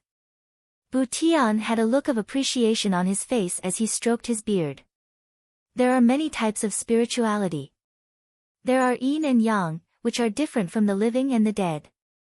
There are also type A, B, and C spirituality, which are different from the various functions of the human body. If genes are the appearance of various bloodlines, then spirituality is the appearance of various soul laws. Yes, it can be said that spirituality is the genes of the soul. Unfortunately, the Baron lens function is not as strong as yours. Over the years, the Undead Association has only analyzed Type A and B spirituality, and Type B spirituality represents the vitality of the organs. Type A, which represents the will of the spirit, is currently the main research project, and Type B spirituality is the future direction. Type B spirituality, what does it mean? Black girl Larissa asked. Little girl, do you understand? Butian asked curiously. More or less. Larissa's face was slightly red. Dragon Queen, Kuei-shi, Bu-tian, and Yimont were all looking at her. She was a little nervous as she licked her thick lips and said, "I've recently observed spirituality. Although the theory of comparing spirituality to the genes of the soul is strange, it seems to be quite logical. At least, that's what I think." Even a knowledgeable old scholar like Yimont was confused. Black girl, an apprentice, actually said, "More or less." The Baron Elder was very surprised. "Little girl, you are very talented," he praised. Larissa's talent is not bad. She accidentally lit a glass candle. After that, she caught up and became the fire wizard who has the most grand wizard inheritances in the wizard group. Danny nodded. "You taught the grand wizard inheritances to others?" Bu Cheng was shocked. Danny shook her head and said, "The requirements for the grand wizard inheritances are too high. I taught the most talented Larissa step by step, but she could only condense a single color vortex. The other wizards could only condense flames. They couldn't even condense a vortex. The perfect Grand Wizard Meditation Foundation was a 9-color vortex. Larissa's Meditation Foundation was a blue flame vortex, which only had one color. She was indeed outstanding among ordinary people, but in Valeglia's Wizard Council, Black Girl was barely qualified. This is also very rare. As my understanding of spells increases, my meditation technique can also evolve." Bo Cheng looked at Blackie and said, "You have received the most orthodox inheritance of fire witchcraft. If you work hard, your future will be limitless." The old man wasn't being polite. In terms of potential, his own meditation technique was not as good as Blackie's. In other words, if Hei Mei diligently and painstakingly cultivated for a few decades, she would most likely surpass him. He was the president of the Undead Association. Wasn't surpassing him a great future? "Thank you for your encouragement, Master. I will work harder." Blackie clenched her fist. Bu Tian nodded and began to answer Hei Mei's previous question, regarding activity, the two simplest examples. If a gecko's tail is broken, it can grow back. If a human's hand is broken, it can never grow back. Some flesh wounds would not leave any scars after they were healed, but some flesh wounds would leave large and obvious scars. After hundreds of years of research, we discovered that a certain type of yang-type spirit substance can affect the activity of limbs. In other words, it was a type B spiritual quality. After a gecko's tail is broken, the type B spiritual quality in the amputated limb is abnormally active. If this type of spiritual quality is taken away every day, the gecko will not be able to regrow its tail. In humans, when there are no injuries, the type B spiritual quality is almost undetectable. When there are injuries, a large amount of type B spiritual quality will appear out of thin air. Of course, the large amount here is only compared to normal humans. It is completely incomparable to geckos. Similarly, if the type B spiritual quality is taken away, the healing speed of the wound will not only slow down, but it will also leave a terrible scar like a mouth. If we replenish the type B spiritual quality in the injured area, can humans regrow their limbs? Danny asked. Yimont frowned and said, "Your Majesty, I have never heard of any magic that can regrow limbs. Sai, Lalo can even resurrect the dead. Regrowing limbs is nothing. Moreover, there was no healing magic before. Can't we create it now?" Danny waved her hand. "Master Butian, can you give the type B spiritual quality to the amputated limb?" Yimont turned his gaze to the old man. "We can't. If necromancers can extract the type B spiritual quality, why can't they give it to patients? Extract the spiritual quality from geckos and give it to humans?" Larissa asked. Bu Tian closed his eyes. When he opened them again, his black eyes were filled with helplessness. The Necromancer Association has existed for more than 10,000 years. We have been trying, but we have never found a magic that can give spiritual quality. Extracting the yang spirit is like killing people. Killing people is already difficult, but creating people out of thin air is almost impossible. Of course, we have not given up hope. We have not stopped trying. The path of truth has always been difficult. If this generation can't do it, then the next generation will. If 10,000 years can't do it, then 100,000 years. Gradually, the old man's expression returned to calmness with a hint of determination. Danny looked at the old man with admiration and sighed. The Necromancer Association of Wasteland has been improving and developing. Compared to it, the City of Knowledge of the Westeros is too useless. For thousands of years, it has been mediocre and has been walking on the same spot. City of Knowledge? Butian was stunned and shook his head. Our goal is different from the City of Knowledge. Scholars want to change the world. Our goal has always been simple. Longevity. It would be best if we could live for 10,000 years like the Celestial Emperor of the Dawn Kingdom. Ah. Danny's mouth twitched. This master of Wasteland was really honest. Butian continued, scholars study everything. Even the Necromancer Association has caught a few scholar spies. For thousands of years, we have only studied yin and yang spirits. Scholars are knowledgeable but not proficient. Every scholar has a long chain and can do almost anything. We specialize in necromancy. Many people can't even tell us the history of the Wasteland dynasty. They know nothing about astrology. We can't say that the City of Knowledge is useless. It's just that everyone has their own strengths. Your Majesty, the key now is to research a cure for the gray-scale disease, Ymont reminded. Danny was stunned and laughed. Master Butian's theory of spiritual quality fascinated me. I almost forgot about the important matter. Can we repeat the experiment from before? What experiment? Ymont asked. Danny pointed at the Wasteland Wizard's right hand that was hanging by his side. The pale index finger of the dead had returned to normal. Shouldn't the important matter be researching the gray-scale disease? Ymont sighed helplessly. Let's figure out the human yang spirit and the heavenly yang spirit first. Otherwise, how can we research the gray-scale disease? Danny said with conviction. Sure. Butian nodded nonchalantly. After Butian's guidance, Danny finally found the so-called A-type spiritual quality. It was very unscientific and very magical. When the blood was still in the human body, a type spiritual quality was one attribute. Once the blood left the body, a type spiritual quality would immediately change into another attribute. If we use scientific methods to research magic, it seems to be very promising. Danny felt very novel. At the same time, she was also inspired. In the past, when she used the spiritual bestowment skill, she did not even differentiate between yin and yang spirits. She directly transformed them into the most primitive spiritual quality.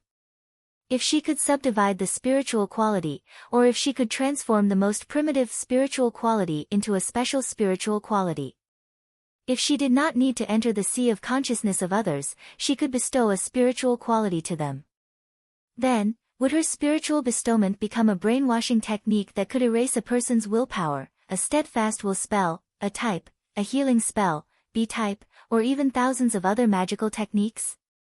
Maybe, the spiritual bestowment skill can evolve into a type of magic, just like the fire mages who practice fire witchcraft. In the next few days, Danny's work suddenly became unusually busy.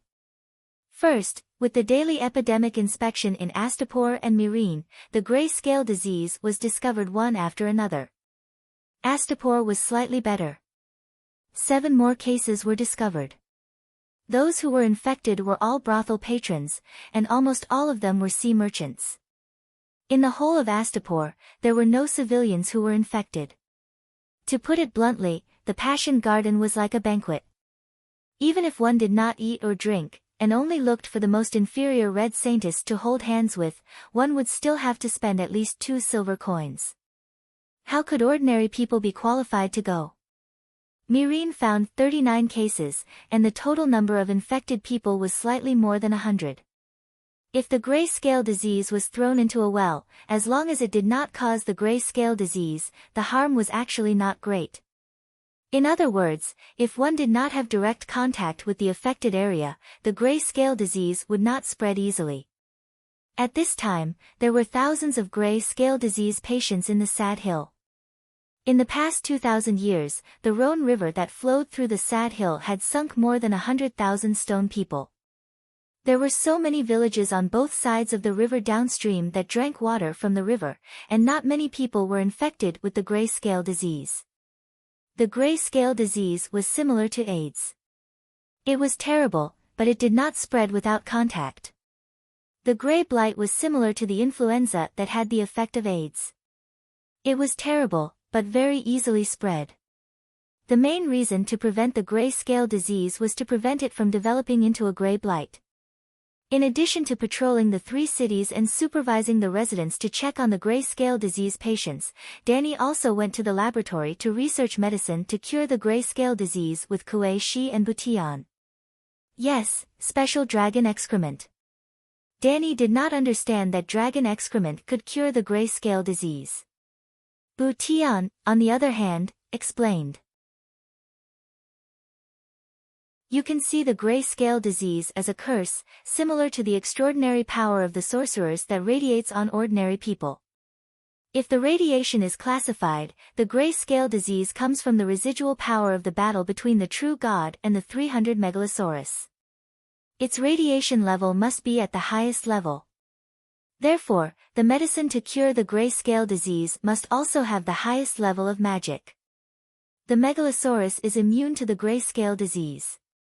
The skin, flesh, bones, and blood of the Megalosaurus must be materials of the highest level. In the beginning, someone tried to bathe in dragon's blood to cure the gray-scale disease. Now we know that even if he was not scalded to death by the dragon's blood, he would definitely fail. The Type A Yang spirit in the dragon's blood changed the dragon's blood from an antibody to a breeding ground for the virus. Since the flesh and blood of the Megalosaurus won't work, then, can we try dragon excrement? Dragon excrement is also a material of the highest level. Dragon excrement alone can only prevent the disease from worsening, but it cannot effectively kill the virus. Then, can we let the Megalosaurus swallow special herbs and poop out special, high-energy excrement, which can be taken orally and used externally to cure the gray-scale disease? The Necromancy Association had been researching the gray blight for many years and had come up with a relatively mature theory. In summary, it could be summed up in 2 words: eating excrement. When he came over from Thunder Island, Butian specially prepared a few 100 pounds of precious magic materials to feed Big Black and poop out special dragon excrement. Won't your herbs spoil my dragon? Danny was somewhat unwilling. No, these herbs can even be eaten by humans. If you are worried, I will take a bite before feeding the dragon every time. Butian promised solemnly. Danny reluctantly agreed and instructed Yimont to supervise. Butian must take a bite and wait for an hour. If he didn't die and didn't have diarrhea, then the magic medicine could be mixed into the roasted meat and let Big Black swallow it. Since then, a strange cycle had been created. Butian took a bite, Big Black ate a meal, Big Black ate a meal, pooped once, and then Tyrion ate a meal. The little devil was a volunteer for the medicine experiment.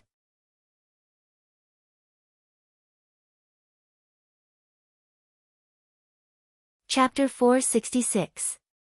Tyrion was really a volunteer. No one forced him. He had seen Shireen Byra and Theon before. Half of the little girl's face was covered with a layer of blue-gray grouper. It looked abnormally terrifying. If it only looked terrifying, Tyrion could barely accept it with his pants covering his thighs. However, the grayscale scar on Shireen's face also blocked his sense of touch. Simply put, although Shireen's grayscale disease was no longer spreading, half of her face was as numb as stone and had lost its sense of touch. Tyrion's infected part was more special. His inner thigh was pinched by Clinton, and then he was infected with the grayscale disease. Now, the grayscale disease was spreading upward. This, if the virus was not contained immediately, he would end up like little Aegon. Little Aegon was extremely miserable. That part of his body was infected directly. If the grayscale disease's treatment was the same as Shireen's, and the disease was cured but left with a blue-gray stone scar that lost its sense of touch, then Aegon, recently, little Aegon had been wetting his pillow with tears at night and drowning his sorrows in alcohol during the day.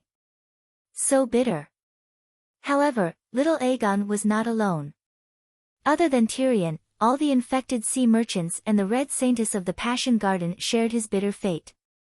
As Tyrion and his guests lived on the top 2 floors of the pyramid, and 3 infected people suddenly appeared on this floor, Dany quarantined them and made a laboratory. At this moment, in the laboratory, Butian and Larissa were busy in front of the witch lens. Kuei was guarding the other end of the experiment table, watching over the steaming pot of blue-brown boiling liquid on the stove. Between the laboratory and the stairs outside the pyramid, there was a spacious hall. Little Aegon, Tyrion, and Ymont sat on a soft couch, waiting for Master Kuei's medicine. Could it be that the dwarf's penis is really magical? He was the one who used that method to pass the virus to us. Why is his penis fine, but we? Aegon stared at Tyrion's crotch with an unfriendly gaze. Tyrion clamped his legs and retracted his butt, shouting, "What are you looking at me for?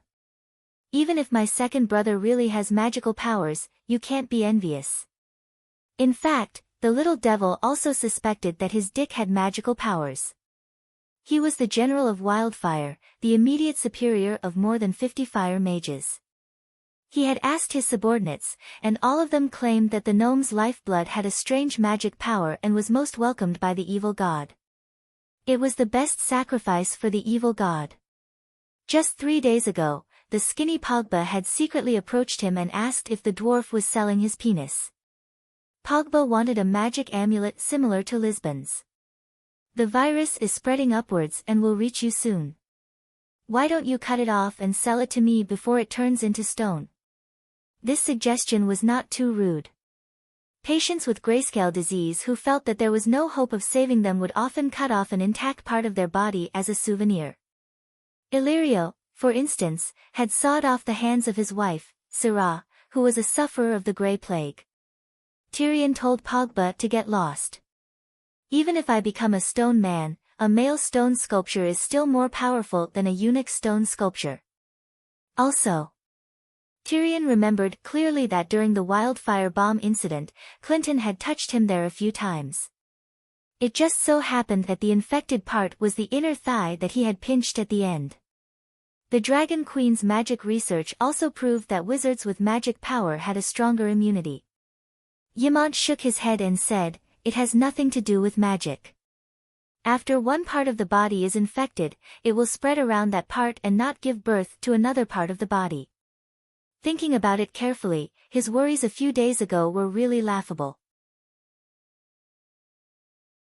He didn't know if Aegon and Tyrion could survive, and even if they did, they might not be able to preserve their male dignity. How could they fight among the true dragons and fight for the Iron Throne like that? Hearing the conversation outside the house, Kuei stuck her head out and glanced at Tyrion. As she stirred the soup ladle, a pinch of powder silently slipped from her sleeve. Then, the tall barbarian woman took the pot off the stove and poured the medicine into a bowl. Without blowing on it to cool it, she directly carried the steaming bowl of soup to 3-inch Nail and said calmly, "Tyrion, it's time to drink your medicine." "Ouch, it's so hot." Tyrion grimaced in pain. His hands and feet shrunk, and the blue-brown liquid in the bowl almost spilled out. "Drink it quickly. It won't have any effect if it cools," Kuei reminded. "This medicine is for treating illnesses. If it burns me to death, there's no need to treat the illness." Huff huff huff. The dwarf blew on the bowl for a while before raising his neck and downing half the bowl of bitter fecal juice. 3-inch Nail burped a mixture of rotten eggs, rotten cabbage leaves, rotten organs, and other flavors. Tyrion rubbed his violently churning stomach and said doubtfully, "The dragon essence soup today seems to be a little strong. It was Master Butian's medicine a few days ago. The effect is average." The medicine this time was prepared by Master Kuei-shi based on the 5 elements mutual restraint principle. It's normal for it to feel different, old Yamant explained. Kuei-shi really took the 5 elements theory to heart. She believed that dragon feces belonged to the earth attribute and contained the fire attribute, which happened to counter the water attribute of the grayscale disease. After that, she also tested the medicine according to the 5 elements theory. It was an experiment anyway, and she was not the volunteer. Take it orally and apply it externally. With that, Kuei-shi left. Tyrion had already tried the medicine several times and was familiar with the process. He immediately turned around and hid behind the high-backed chair. He spread his legs, took off his pants, and applied the remaining juice on the affected area. Gurgle gurgle, gurgle gurgle, suddenly, Tyrion's stomach made a series of muffled sounds, as if a volcano was erupting in his stomach. Yamant quickly stepped forward and took the bowl from Tyrion's hands. He helped him apply the inconvenient areas and asked with concern, "What's wrong? Did you eat something bad?" "I don't know." "Ouch, ouch, it's so hot, it hurts." Tyrion cried out with a grimace. Seeing his ferocious expression, Yamant stopped what he was doing and asked curiously, "What's wrong? Do you feel a lot of pain?" "I feel like I'm burning." "Don't stop."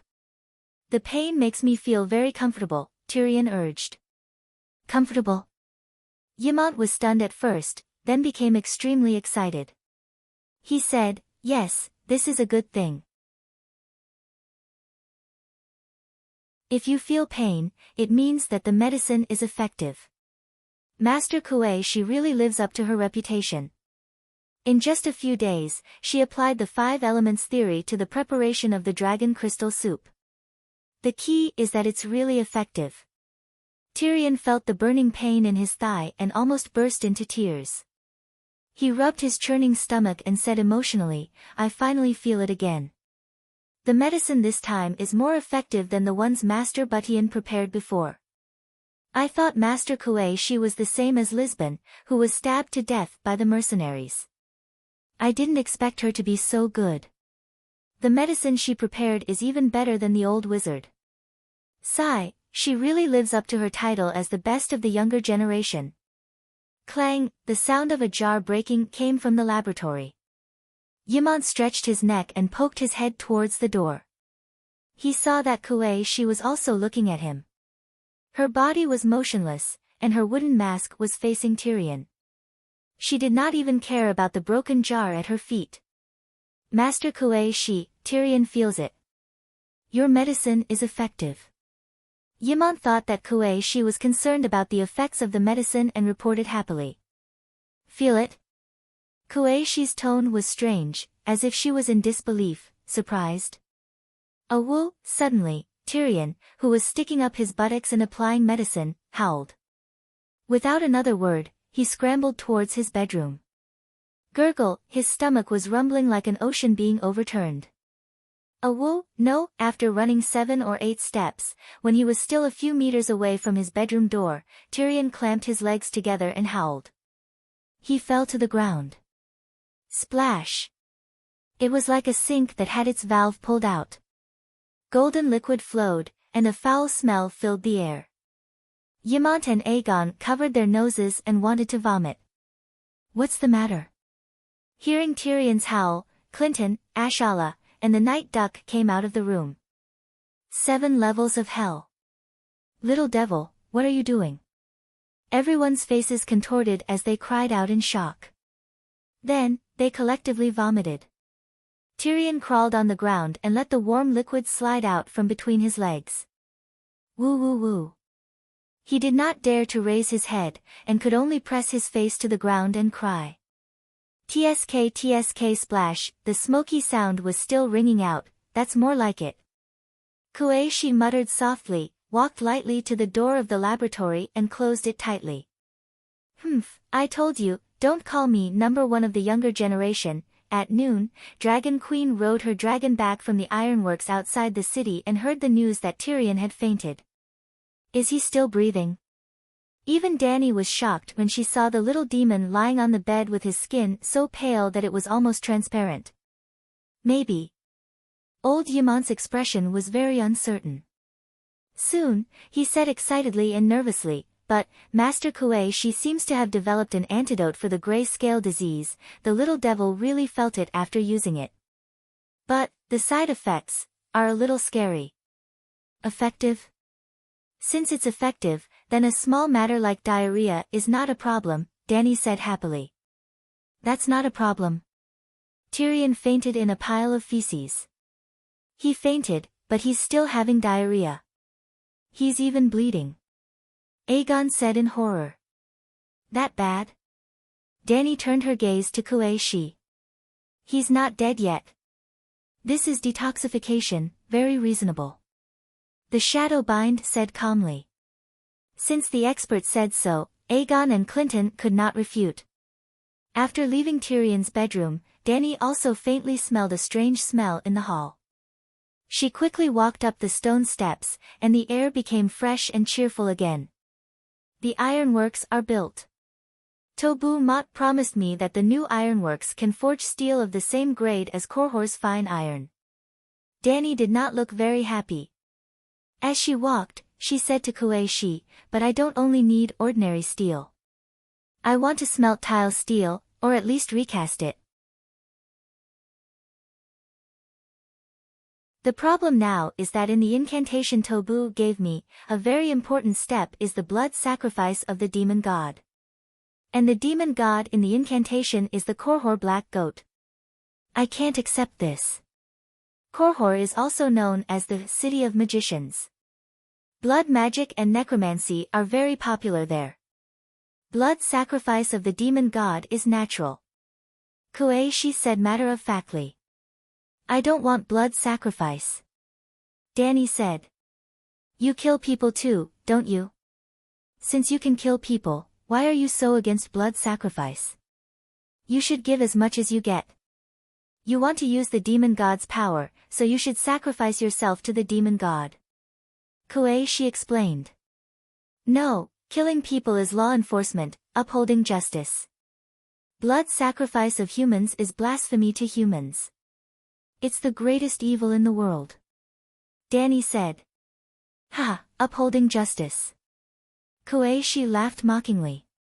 Danny smiled proudly. At this moment, she had the calmness and pride of Hong Qigong when he faced Qiu Qianren. "So far, I haven't killed a person unjustly. But your Count Shattered Shackles has bones under his feet, and blood flows like a river. He's also doing it for justice, but his methods are a bit harsh." Dragon Queen's tone was not so confident. Kuei laughed lightly and skipped over the matter. "Actually, you're riding a donkey looking for a donkey. Sacrificing the demon god is to borrow the demon god's power. When you're a demon god yourself, why do you need to sacrifice to the demon god?"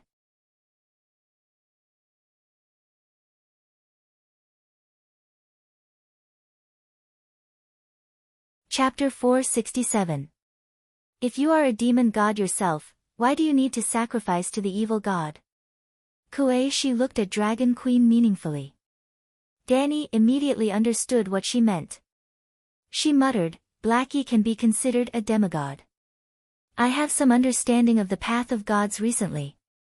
Priesthoods cannot be easily promised.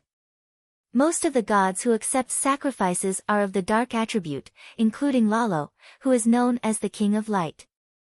I don't want Blackie to become the evil dragon god." Ever since she accidentally connected to the faith pool of the seven gods, Danny tried to enter the dragon spirit state almost every day to communicate with the believers who prayed to the seven gods. But she was not as reckless as the first time and called out the other party's name. She just maintained a superior attitude, observed the believers, and tried to listen to the hearts of the believers. At this time, she gave herself a very clear position as a god trainee. Danny was not illiterate. She knew the principle of read more if you don't know. She knew nothing about the path of gods before, so she would naturally look for information related to gods. In terms of dealing with believers, gods must be reserved, must be superior, and must have the dignity of a god. Otherwise, if the believers saw a sloppy god, their faith would collapse. In other words, gods were like idols. They must have the burden of being an idol, so that the believers would be like brainless fans and give you rockets. If a fan finally saw their idol, but saw a Princess Xiao Biluo picking her nose, it would be strange if they did not lose their fans. After a few days of personal experimentation and research, Danny was sure that she understood most of the secrets of gods. Gods equals idols, believers equals fans, faith power equals fan economy, gods power equals total amount of money contributed by fans, gods responding to believers equals interaction between idols and fans, church equals fan organization, church name equals fan organization's name, pope equals fan organization's number, one fan organization, believers praying equals fan support, church recruiting believers equals fan recruitment, church armed equals fan control group on the internet, enemies of religion, such as Stannis in the Seven Gods, equals unscrupulous anti-fans, religious war equals two idol fan groups fighting each other. The most important thing was, god priesthoods equals idols, personas set up by fans and financial companies. In modern Earth, personas were almost useless except for attracting fans. However, in this fantasy world where there were gods, the character settings, clergy, could bestow the gods with special faith skills. There was something wrong with Dahai's persona at this time. He was the great guardian of light.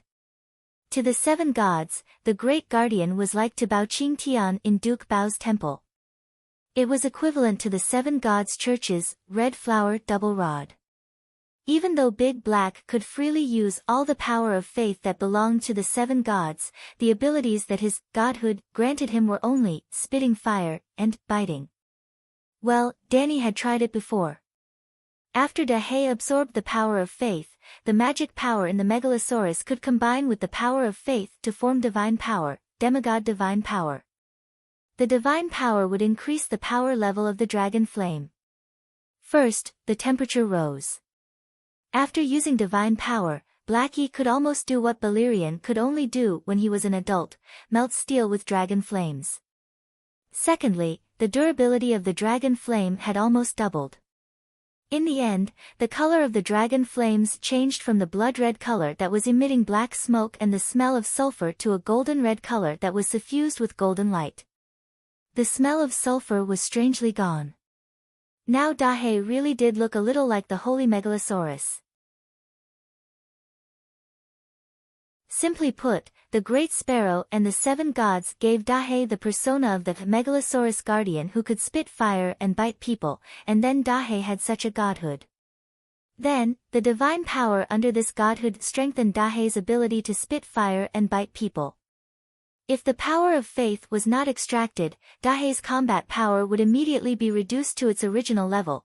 The dragon flames were blood red, emitted black smoke, and had a choking smell of sulfur. In the end, power could not appear out of thin air. The power of faith was also a kind of extraordinary energy. Using this energy, the gods could transcend the mortal world. For example, the red-robed Melisandre, she had been a demigod for a long time, but she had no power of faith at all. On the contrary, she had to provide faith to Lalo. Therefore, she was a demigod in name only. Another example was the immortals in the Temple of Immortality. Once upon a time when the magic tide was strong and vigorous, the male sorcerers had real power. They were famous in queers, feared by everyone, and the power of faith was like a tide. Therefore, the immortals were extremely powerful. They imprisoned the fragments of time and created a fake divine realm, the Temple of Immortality. In the Age of Chaos, the male sorcerers lost their power. The immortals became liars in the hearts of the people of queers, and the Temple of Immortality became the Temple of Dust in people's mouth. Without faith, the immortals lost their divine power and were tragically burned to death by the 4-month-old Dahai's dragon flames. Dahai got lucky and suddenly became the only successor of the seven gods, inheriting the faith pool that the seven gods' church had accumulated for thousands of years. Because of this, Danny did not want Dahai's persona to collapse. Dahai could inherit the billions of assets of the seven gods' church because he had the persona of the great guardian of light given to him by the believers of the seven gods. If Dahe accepted the blood sacrifice and became an evil god, the collapse of his persona was comparable to that of Edison Gu and Marta Lo. The Dragon Queen came from the modern world. She was like the agent of the idle trainee Dahe, and could not destroy his excellent persona. The persona of the Great Guardian was not very outstanding, but it was better than the persona of a foodie. Well, the gods of this world were foodies. They ate human flesh, drank human blood, and absorbed human souls, which was the evil god's blood sacrifice. After lunch, the queen's study on the top floor of the Great Pyramid. She put down the scroll in her hand and shook her head. No, without the blood sacrifice, there is no way to recast steel. According to this blood witchcraft spell, I am 100% sure that the blood sacrifice is not only in exchange for the power of the black goat, but also a necessary condition for smelting steel. For a simple example, when the people of Kour smelt steel from iron ore, they need charcoal and blood sacrifice for the black goat. When you smelt primary steel in Slave Bay, you don't need a blood sacrifice, but you still need charcoal. Charcoal is a necessary condition for forging steel. The people of Valeglia were originally proficient in blood witchcraft. When they invented the steel forging technology, blood was a necessary condition. The scroll in Kuei-shi's hand was given to her by Danny. On it was the steel smelting spell written by the blacksmith, Butto. The shadow-binding knight first confirmed the authenticity of the spell. Originally, Danny planned to use this spell to try to recast a steel sword. However, the process of forging required a blood sacrifice for the black goat. She came up with a plan. After melting the steel statue and dealing with the first wave of the Allies' attack, she would raid the Kour Black Goat Temple and feed Little White with the evil black goat. Why would she offer a blood sacrifice to him now? The process of testing the spell was not carried out. Until now, she was not sure if the blacksmith was lying. Can it be improved? Danny asked. Of course. Kuei-shi nodded without hesitation. Do you know about dragon steel?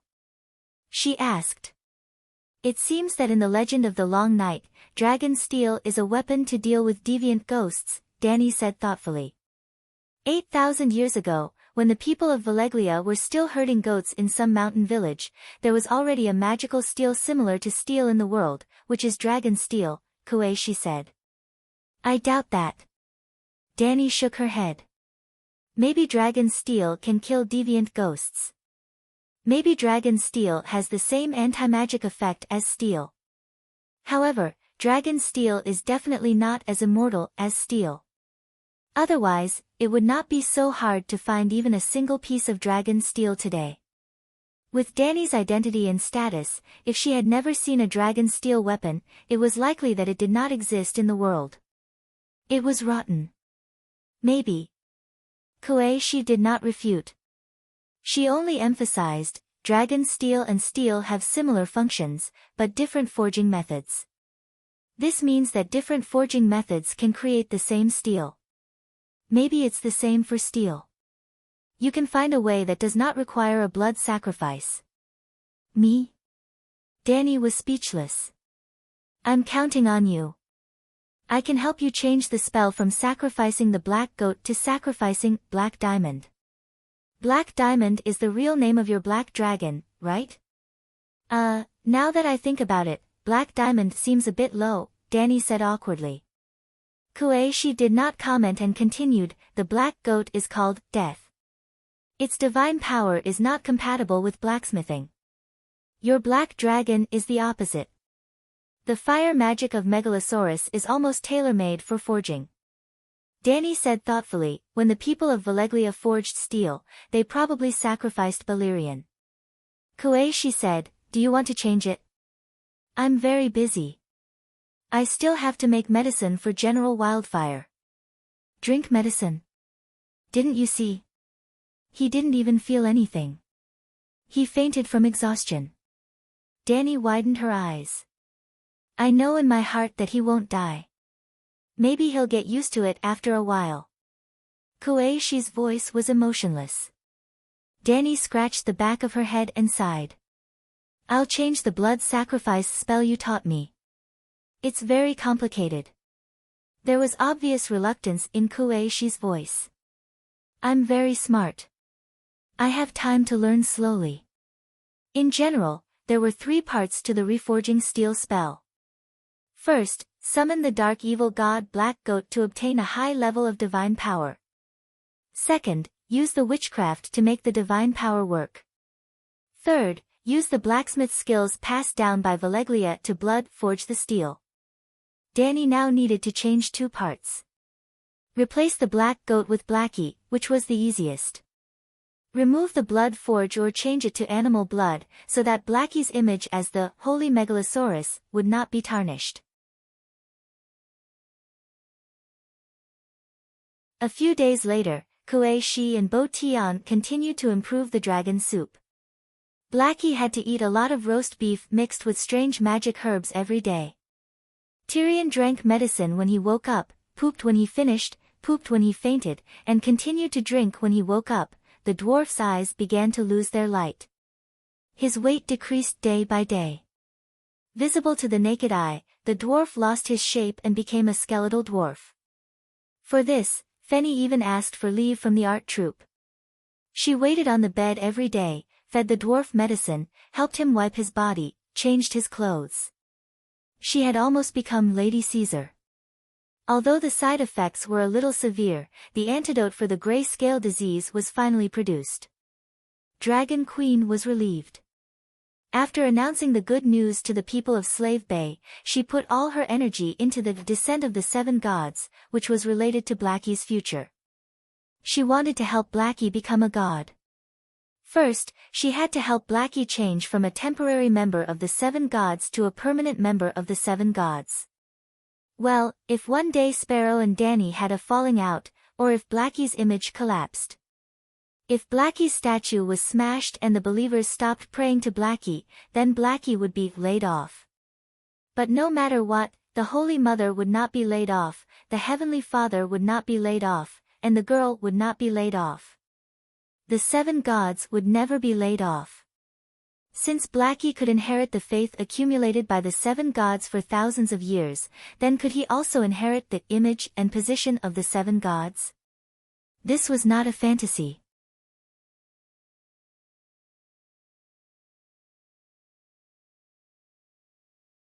Chapter 468. It was Dany's hope to let Blackie take over and replace the 7 gods as the faith of the Church of the 7 Gods. The hope was not slim. The 7 gods were just 7 pieces of wood. Even if Blackie offended his superiors, there was no real power to punish him. Secondly, there was also the Church of the 7 Gods in Slaver's Bay. It was just that the time was too short. The quality and number of believers were far inferior to the Westeros, and there was almost no accumulation of faith. If Archbishop Dany found a way to let Blackie replace the 7 gods, she could immediately raise Blackie's position in the Church of the 7 Gods in Slaver's Bay. Finally, Blackie was not alone. A dragon was fighting, and he had a very powerful mother. If Mother Dragon wanted, she could easily take down the Church of the 7 Gods in the Westeros. This was different from the Red God Church. Even the powerful red-robed witch could not control the Red God Church. Because Lalo was real, and the real boss of the church was always Lalo. As for the Great Sparrow, when there was no conflict of interest, he was a good friend of the Dragon Queen, and could help her torment Cersei and the others. If there was a conflict between the 2 of them, the Dragon Queen would not hesitate to kill him. She would not feel the slightest bit of psychological burden. In the end, the Dragon Queen was never a true friend of the Great Sparrow. She was not even a believer of the 7 gods. Developing the Church of the 7 Gods and taking up the position of Archbishop were purely political considerations. She needed the Church to serve her Targaryen dynasty. So, when it came to her core interest, Blackie's future path to godhood, she could be ruthless to the Great Sparrow. If Dany declared that she did not want the Iron Throne and only wanted to enter the great cathedral of Baelor, even Lannister would sincerely applaud her. The believers of the 7 gods would not have any objections. They would even like the pious and merciful Pope of the Dragon King more. If she controlled the Church of the Seven Gods, and there were no real seven gods above her, then she could do whatever she wanted. The crux of the problem was that she did not know how to do it. How could she let her good son Blackie get the persona, clergy, of the seven gods? Could she just announce to people that Blackie was the reincarnation of the seven gods? Just like Jesus to God, the son of the seven gods. This was too ridiculous. Even Dani herself couldn't believe it. How could she make the believers sincerely accept it? On this day, Whitey brought two people from the west, the big crab heiress Setiga and the fourth white knight Garth Hyder. The Dragon Queen held an exceptionally grand banquet for them. Everyone with status in Astapor was invited. Even Kai Yuan's fat eunuch Beworth was dragged over by Blackie. In front of everyone, Dani gave a steel sword named Wave Cutter to Garth. Then Big Bear put on the white robe for him, and Beavis helped the new brother put on the white glazed armor. The initiation ceremony was officially completed. Big Crab did not receive the tile steel sword. He was only given the title of knight by the Queen and the position of commander-in-chief of the First Fleet. This could be considered a high position and authority. But when he saw the three white knights standing side by side behind the Queen, he actually had the urge to join them. At least he could always be by the Queen's side. Little Aegon held a cup of orange wine and walked to Big Crab in high spirits. He introduced himself, Sir Setiga, I am Aegon, Aegon Targaryen, Thunder Lizard. Tyrion had diarrhea every day, but the gray spots on his legs were disappearing day by day.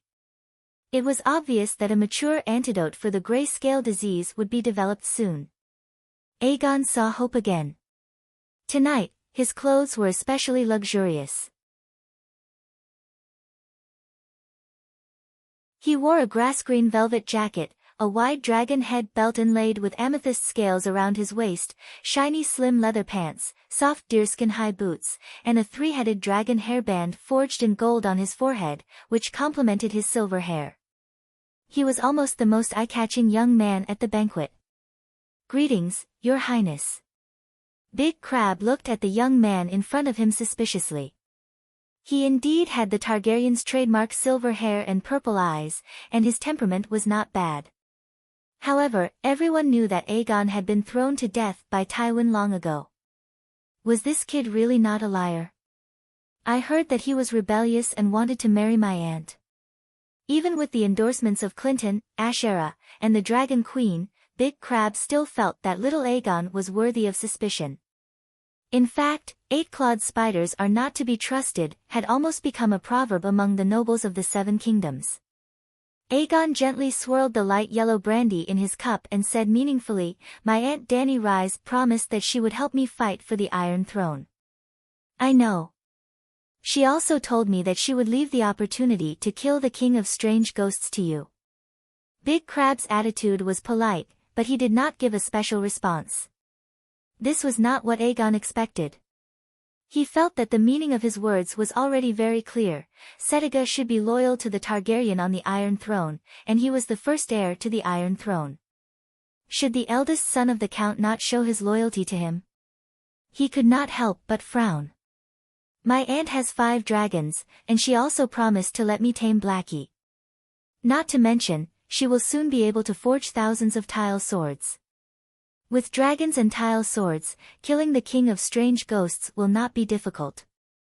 Aegon twisted his neck that was tightly gripped by his collar and emphasized, I will be the King of the Undulls, Loiner, and the First Folk.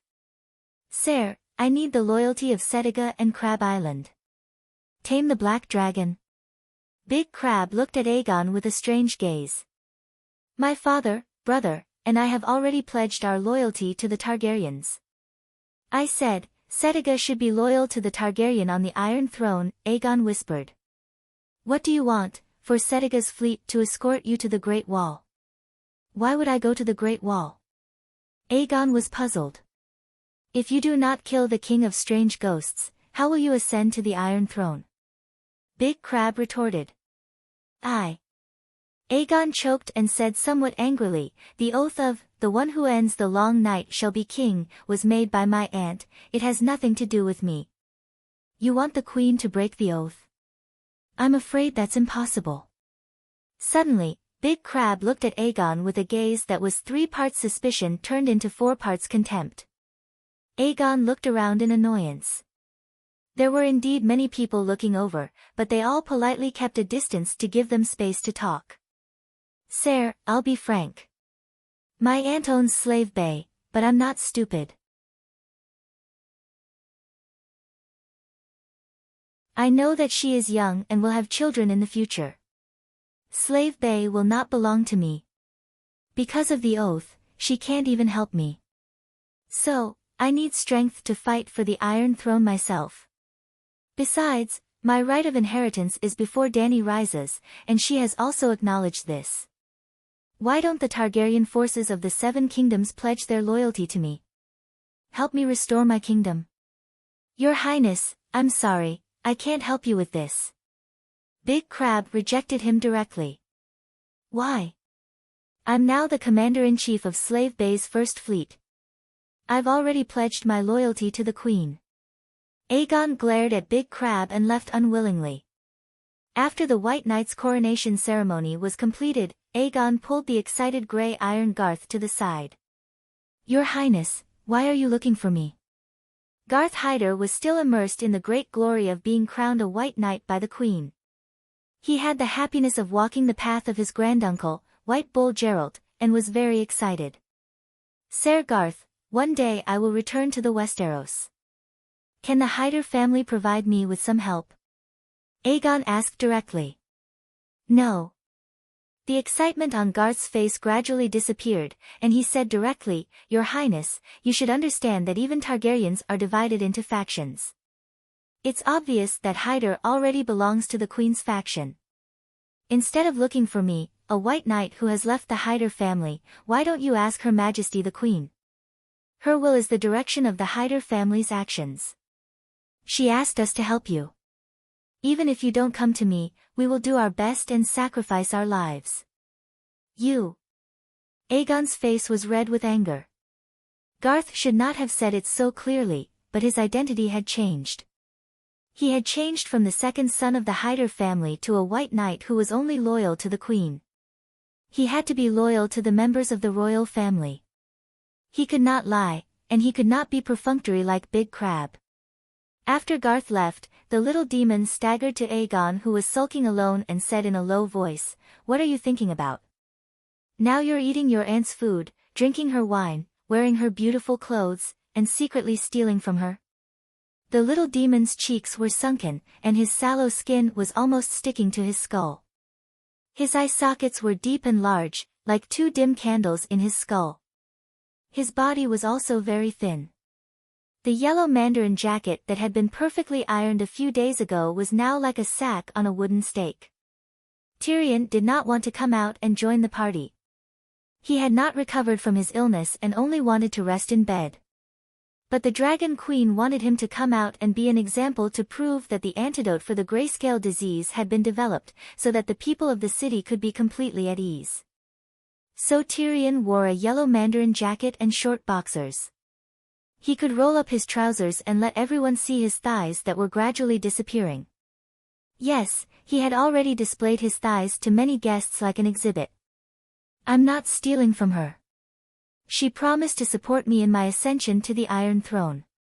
Hyder and Settiga will have to pledge their loyalty to me sooner or later. Moreover, I know my aunt's character. She's amiable and magnanimous. She's strict with me but not harsh. If she was a suspicious ruler like my grandfather, I promise that I'll be more obedient than a quail right now. Aegon said. Perhaps. Tyrion shrugged. But she also said that no matter who ascends the Iron Throne, Dragonstone Island will be her fief. Aegon nodded. Of course. The Stormlands, Hajien, and the Northern Territory no longer have a master. Hiding, Tyrell, and Lannister in the Western Territory may fall, or even 2. In the future, the 7 kingdoms will have a lot of empty territories. As long as her descendants swear eternal loyalty to me, not to mention Dragonstone Island, even 1 or 2 territories won't be much.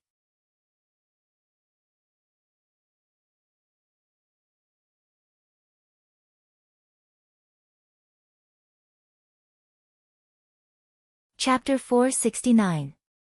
Sir Martel. The Dragon Queen was stunned and said uncertainly, Dornmartel? He's a Westerner, but I'm not sure if he's from the Dornmartel family. The Unsullied replied. It's most likely him. How did he find Slaver's Bay? Old Yamant asked. Beside the old man, Larissa's eyes flashed. Her thick lips moved a few times as she whispered, no matter what the reason is, you should bring him here immediately. Yamant nodded. Yes, Your Majesty, you can bring him here first, the Unsullied interrupted him. Scholar, the ship is infected with a disease, the Grey Plague. Ah! Silence filled the room. Everyone exclaimed. Grey Plague? Larissa's face turned pale. Has it been quarantined? Danny's expression turned serious. How far is the ship from the dock? At least 5 kilometers. Danny let out a sigh of relief. The Unsullied continued. The ship was discovered by a patrol 3 kilometers away. Sir Martel didn't wait for us to board the ship and warned us. Then the patrol began to force the ship away from the dock. Is Sir Martel infected? Larissa asked anxiously. The Unsullied looked strangely at the wizard apprentice who kept interrupting and nodded. He's infected. No one on the ship escaped. 7 gods above. There was another exclamation in the garden. Everyone, please continue. I'll go to the beach to take a look. Danny didn't dismiss the guests and didn't even go back to her room to change her clothes. She found Blackie who was napping on the wall and flew towards the dock.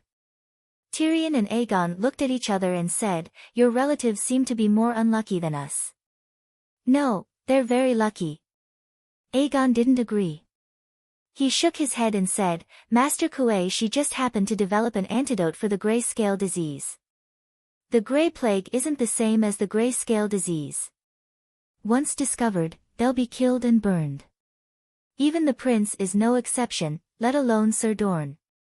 Now that the antidote for grayscale disease has been developed, it can be considered as saving their lives.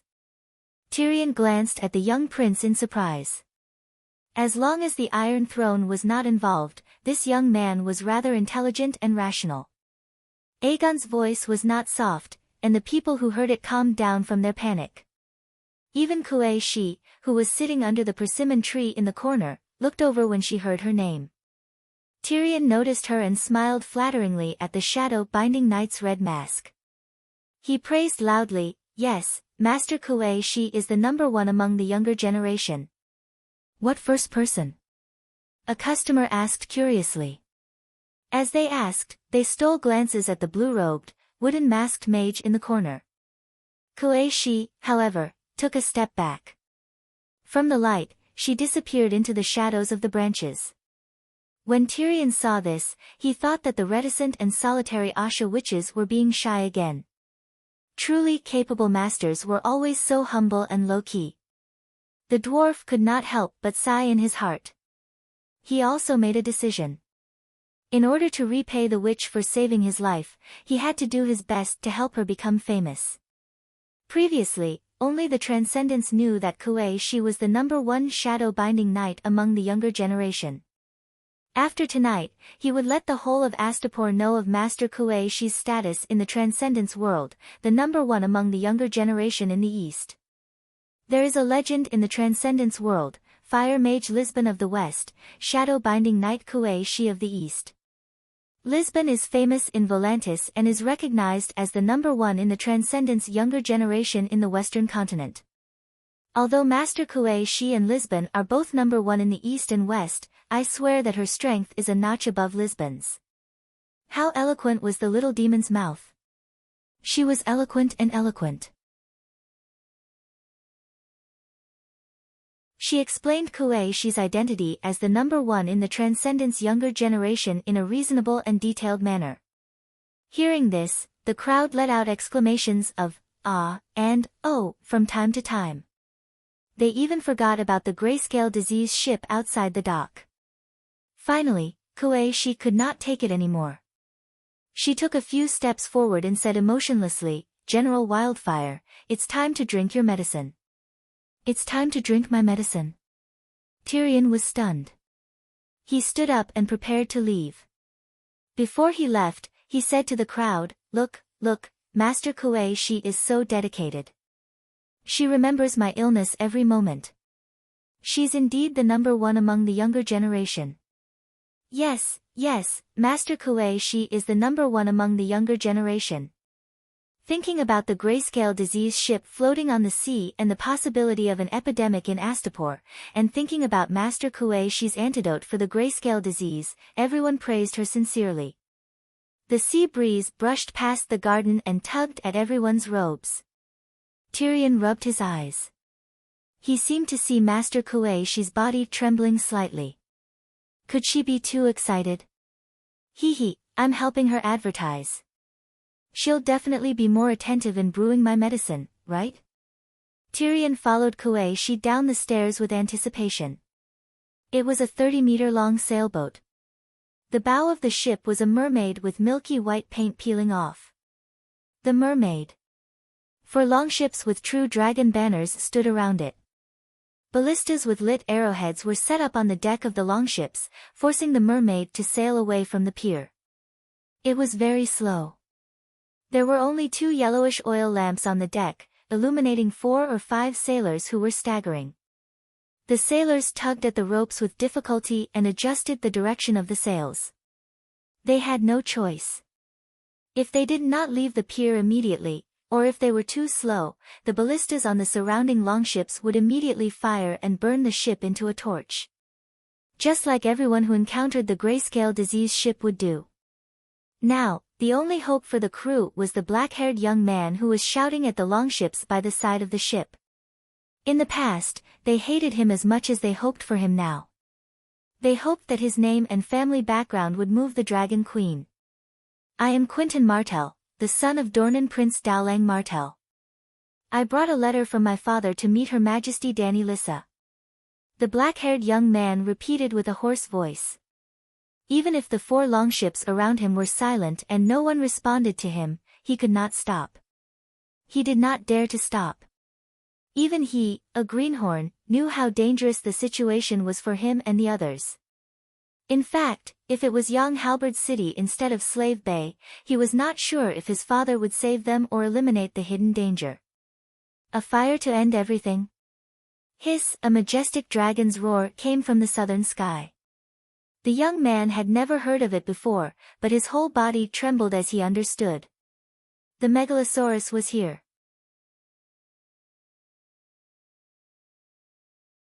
The Dragon Queen was here. Was she here to save them? Or was it a dragon flame that came from the sky? The young man raised the oil lamp high and gathered his strength. "Queen, I am Quentin Martell, the son of Dornan Prince Dowlang." Boom! Dragon flame, scarlet dragon flame, the sulphurous dragon flame was like a flaming sword, stabbing into the deck of the ship from above. "It's over." Feeling the heat wave, Quentin closed his eyes in despair. That's right, the Grey Plague was incurable, and the Dragon Queen did not even know him. Why would she take the risk and do something useless? Ah! Long live the Queen, long live the Dragon Queen, long live the Queen of Flames. Suddenly, there was a huge uproar. Hundreds and thousands of people were shouting loudly, the fanaticism and excitement in their voices could not be concealed. What was going on? Were the soldiers of Slave Bay so cruel that when they saw the Dragon Queen riding on a dragon and burning them, they actually cheered happily? Ah, Dragon Queen, Lord of Flames. This shout came from beside him. Gareth and Archibald's voices were also among them. Quentin opened his eyes and saw an unforgettable scene. The bright red dragon flame twisted into a 40-meter-long fire staircase in the sky, and a tall lady walked down the fire staircase step by step, barefooted like the goddess of flames. Her skirt fluttered as she gracefully walked down the fire staircase step by step. The flames licked at her jade-white soles, and the heat wave caused her light golden dress to sparkle, tumbling and fluttering. She rode the flames in the air and walked down gracefully. 7 gods above, this is the goddess of flames. Quentin could not help but exclaim. The beautiful lady on the fire staircase seemed to have heard his exclamation, and the faint smile on her red lips deepened. "Ah, it's you!" Quentin exclaimed again. The dragon flame fire staircase was overflowing with heat, distorting the air. From afar, one could feel that the beauty on the fire staircase was graceful, but one could not see her face clearly. When 3/4 of the fire staircase was gone, the queen's face was gradually seen by the crew of the mermaid. The dragon queen was indeed a Targaryen, her face was indeed exquisite. This was what the ordinary crew thought. But Quentin and his 2 companions were stunned on the spot. Under the long silver hair that fluttered in the wind, that beautiful face with a smile on her lips was so familiar. Wasn't this the Lady Layla that they met a few months ago at the merchant's house in Volantis? The son of a wine merchant from Dorne, hee. The dragon queen took a step forward and landed on the deck 2 meters away from Quentin. With another wave of her hand, the long fire staircase in the night sky suddenly floated into the dragon queen's palm like smoke from a vacuum cleaner, and exploded with a bang, forming a 2-meter-tall circle of fire mist around her. It was as bright as the sunset, making the queen inside look like a deity. Even though experiments had proven that she was effectively immune to the grayscale disease, the grayscale disease was still different. Not only was Dany 2 meters away from Quentin, she had also covered herself with a layer of flame film that burned the germs. As for the fire staircase just now, with a large group of fire witchcraft here, could she not learn a few more fire witchcraft? This fire staircase technique was based on the witchcraft of the skinny Pogba and a few other masters of the fire staircase technique. To be honest, this fire control plus fire staircase technique was very pretentious, but it was not very useful. It had too high a weight limit, and the heavier it was, the more magic it consumed, and the harder it was to control it. Even if she wore leather armor and light chainmail, Dany could still fall down the fire staircase, much less metal armor, just like the tragic Pogba that day. It was impossible for Dany to lose weight like Pogba and become skinny like a skinny woman. Other than being a fire wizard, she was also a night king. She could not throw away the strong and healthy body that she had painstakingly cultivated. Today was a special day. The Dragon Queen attended the banquet in a thin gown without any armor, and could walk down safely without falling into the water. The pool that she had dug in the 5-Dragon Cave was specially used to practice the fire staircase technique. "Your Majesty, please forgive me. I didn't know your identity last time, Quentin turned around and glanced at the crew behind him. "My companions and I have offended you, please forgive us." As he spoke, he gave a standard knight salute. The last time in Volantis, Quentin had even asked Layla if the Dragon Queen was especially ugly. She was 10 feet tall, and her waist was also 10 feet wide. "How did you get infected with the grayscale disease?" Dany asked directly. "Your Majesty, this is a spy ship transporting the grayscale disease stone men."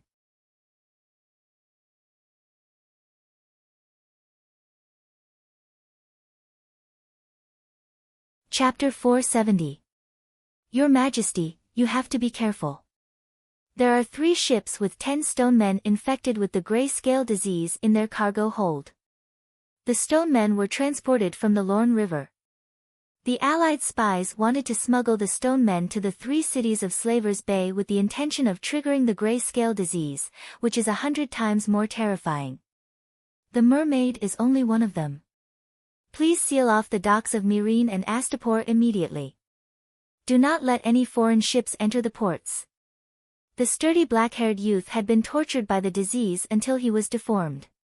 His eyes were no longer black and bright.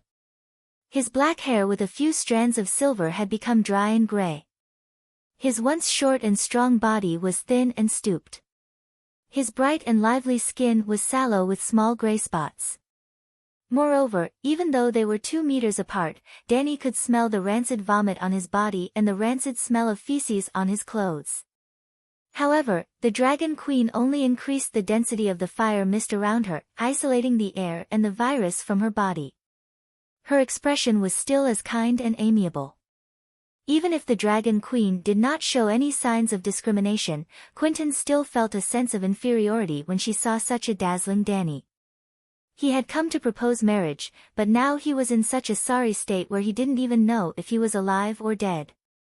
Not only was the other party not the 10-feet-tall monster with a 10-feet waist that the slave master had described, but she was exquisite and charming, completely in line with all the legends and fantasies of a beautiful princess and queen. The youth's expression darkened. He quietly took a few steps back, distancing himself from the queen. The oil lamp in his hand hung down, hiding his face and the disappointed expression on his face in the darkness. "Your Majesty, please be careful and keep a distance from us. I and the people on the ship are infected with the grayscale disease. Please don't get too close," he said in a dry voice. When Dan and I saw this, she had a good impression of this young man. Well, it was not a romantic feeling, but she felt that this honest-looking Quentin's personality was not bad. In terms of first impressions, he was much better than her eldest nephew who always had his eyes glued to the Iron Throne thousands of miles away. The Dragon Queen comforted him, "Don't worry, the 2 barbarian wizards have already developed an antidote for the grayscale disease. You will be fine." "What, there's an antidote for the grayscale disease?" Quentin was surprised. His 2 companions and a few sailors also had looks of disbelief on their faces. At the same time, they were filled with anticipation. The extinguished light in his eyes was once again as bright as the stars, flashing with the extreme longing and desire for life. Danny nodded and said with certainty, "The 2 ships that were transporting Astapor have been seized. Through interrogating the spies, I found out about the Alliance's evil plan." Meanwhile, the spies who went to Myrene had already completed their mission. They had placed the stone men in the well of the commercial street and caused a small outbreak of the grayscale disease. So, since half a month ago, I've been leading people to research and develop an antidote for grayscale disease. Now, the antidote is almost complete. Your Majesty, are you sure? A tall, golden-haired young man stumbled out from behind Quentin. The Queen took a closer look at him and recognized that he was a half-acquaintance she had met once before. "What's there to be sure about? Your ship should be heading to Kaiyuan City, right? My royal fleet has been searching the outer seas of Kaiyuan all this time. I didn't expect you to come to Astapor." Plop. The tall, yellow-haired youth fell to his knees. "That's great, we're saved." He covered his face and wept. "What's wrong with you? How did you become spies transporting the stone men?" Danny asked curiously. Sigh. Quentin sighed and said, "Do you still remember the meeting at the merchant's house in Volantis? We were sitting in the courtyard waiting for the widow by the waterside to summon us."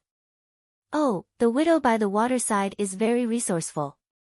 You asked her about the merchant ships heading to Slave Bay?" Danny understood. "Yes, we asked her for help and even brought her a sapphire hairpin. However, she accepted the gift but refused to help us," said the burly, barrel-bellied, tree-legged bald man.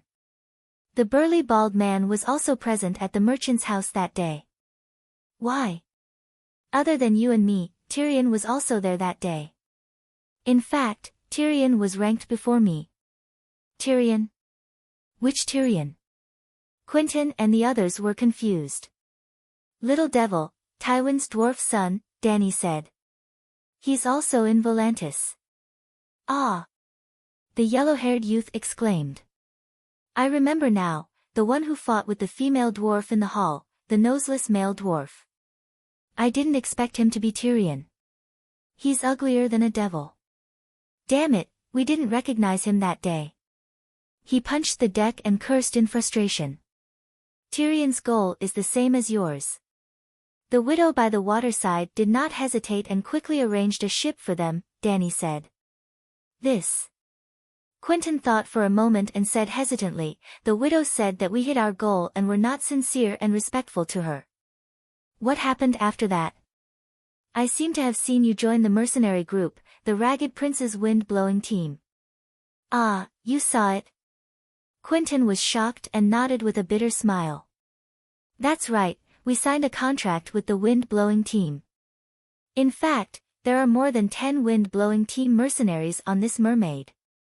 We originally planned to follow the mercenary group to Slaver's Bay and find a chance to slip away halfway. But half a month after you burned the Black Wall, Danzo, the wind-blowing team's vice-leader Danzo came to me with a few Volantis nobles. They asked me if I was willing to be a spy for the Alliance and disguise myself as a Dornish wine merchant to enter Kayuan.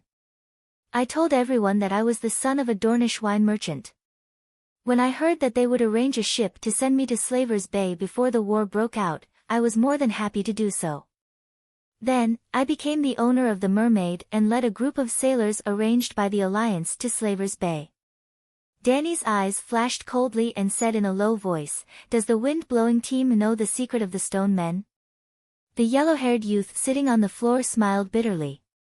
Then you'll have to ask who it is. We are also from the wind-blowing team, but we didn't know that there were stone men on the ship. If we knew, we would have thrown them into the sea long ago. How would we have ended up in this mess? That old turtle Danzo only told us to find out about Kayuan's military situation and secretly set fire to the wheat fields outside the city when it was ripe. Yes, the Alliance knows that you're doing the Great Leap Forward, and they want to destroy your grain production. They're dreaming. Not to mention the fact that there are farmers guarding the wheat fields. Under the strict household registration system, it's impossible for foreign merchants to leave the city silently. Danny sneered. Under the Queen's rule, there were village elders, village chiefs, and centaur patrols who were also postal workers. As mentioned before, in the early days of taking down Astapor, in order to avoid conflict between the nomadic centaurs and the farming villagers, even the centaur patrols were not allowed to enter the village without the village chief's permission. This system continued to this day, and the 3 cities of Slaver's Bay were all like this. Each manor chose a village elder, and several manors combined to form a village. The village elder took turns as the village chief. There were militia within the village, and centaur light cavalry outside the village. The village was connected to the city by relay stations. Not to mention spies, even the Myrine farmers who wanted to visit their relatives in Kayuan had to obtain identification from the village elder. Quentin shook her head. We don't know about the household registration system. The Volantis told me that I'm a Dornishman, and that I might receive preferential treatment. To match my identity, the Windblown group even prepared a dozen Westeros mercenaries to be my subordinates. At this point, Quentin turned to look at the sailors on the deck, and said with a complicated tone, "It's fortunate that they're here." "How did you get infected?" Danny asked. "When we went around the Valeglia Peninsula, we encountered a fast-moving wall of storm. The ship in the storm was like a rattle in the hands of a naughty child, and most of the cargo in the hold fell over. Then, a sailor found a stone man in the oil blanket. The stone man is alive, and it's still moving." Quentin emphasized with a pale face. Of course, the stone man had to be alive, and living stone men were the source of infection. The dead stone man would slowly become a real stone man, and the grayscale disease virus could not survive on stone. "And then, you threw the stone man into the sea." "Of course we wanted to, but Captain Jack didn't allow it.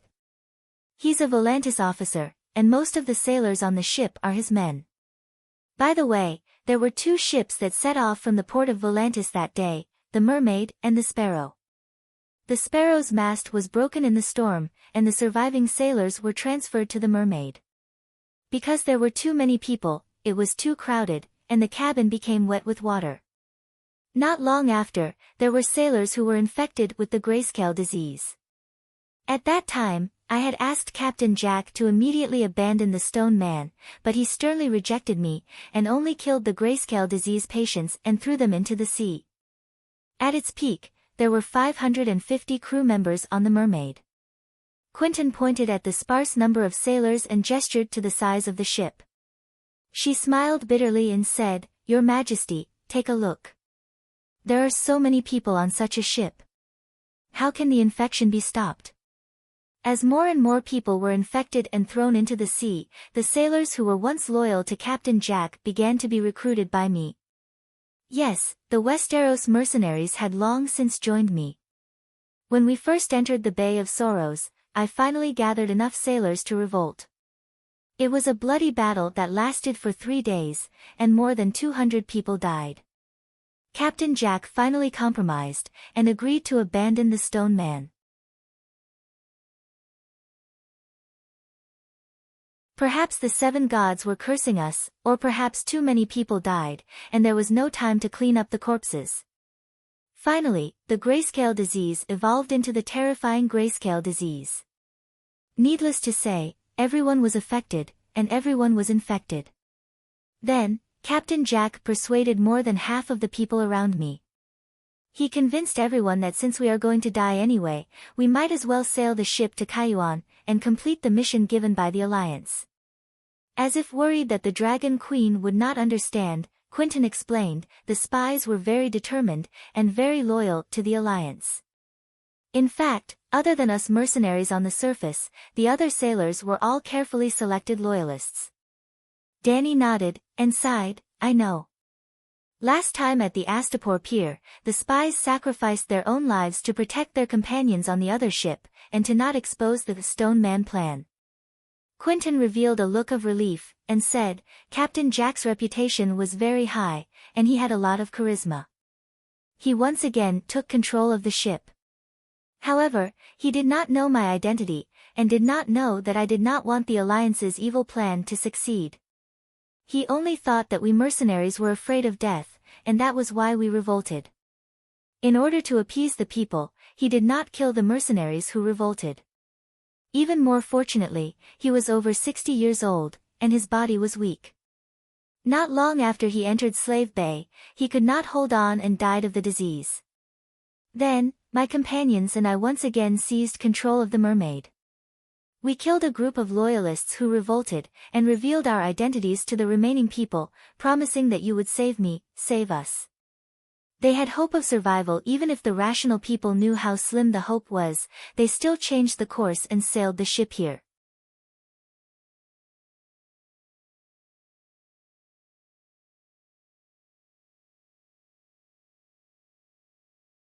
Chapter 471. You've been infected with the Grey Plague, and the Grey Plague is different from the grayscale disease. You can't go to the docks or enter the city. I'll arrange for a paddle boat to tow your boat to the quarantine center. Yes, I've built a manor 50 kilometers west of the city, specially prepared for the grayscale disease patients. Is there an antidote there? Yellow Hair asked anxiously. The antidote is still in the clinical testing stage. The little devil is testing the antidote. He's worried about the spread of the grayscale disease. We can't wait for the antidote to be perfected.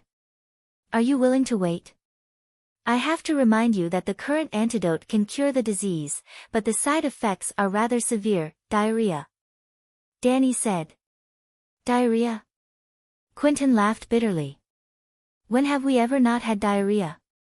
The Grey Plague is far more severe than the grayscale disease, the infection rate is faster, and the symptoms are more severe after the outbreak.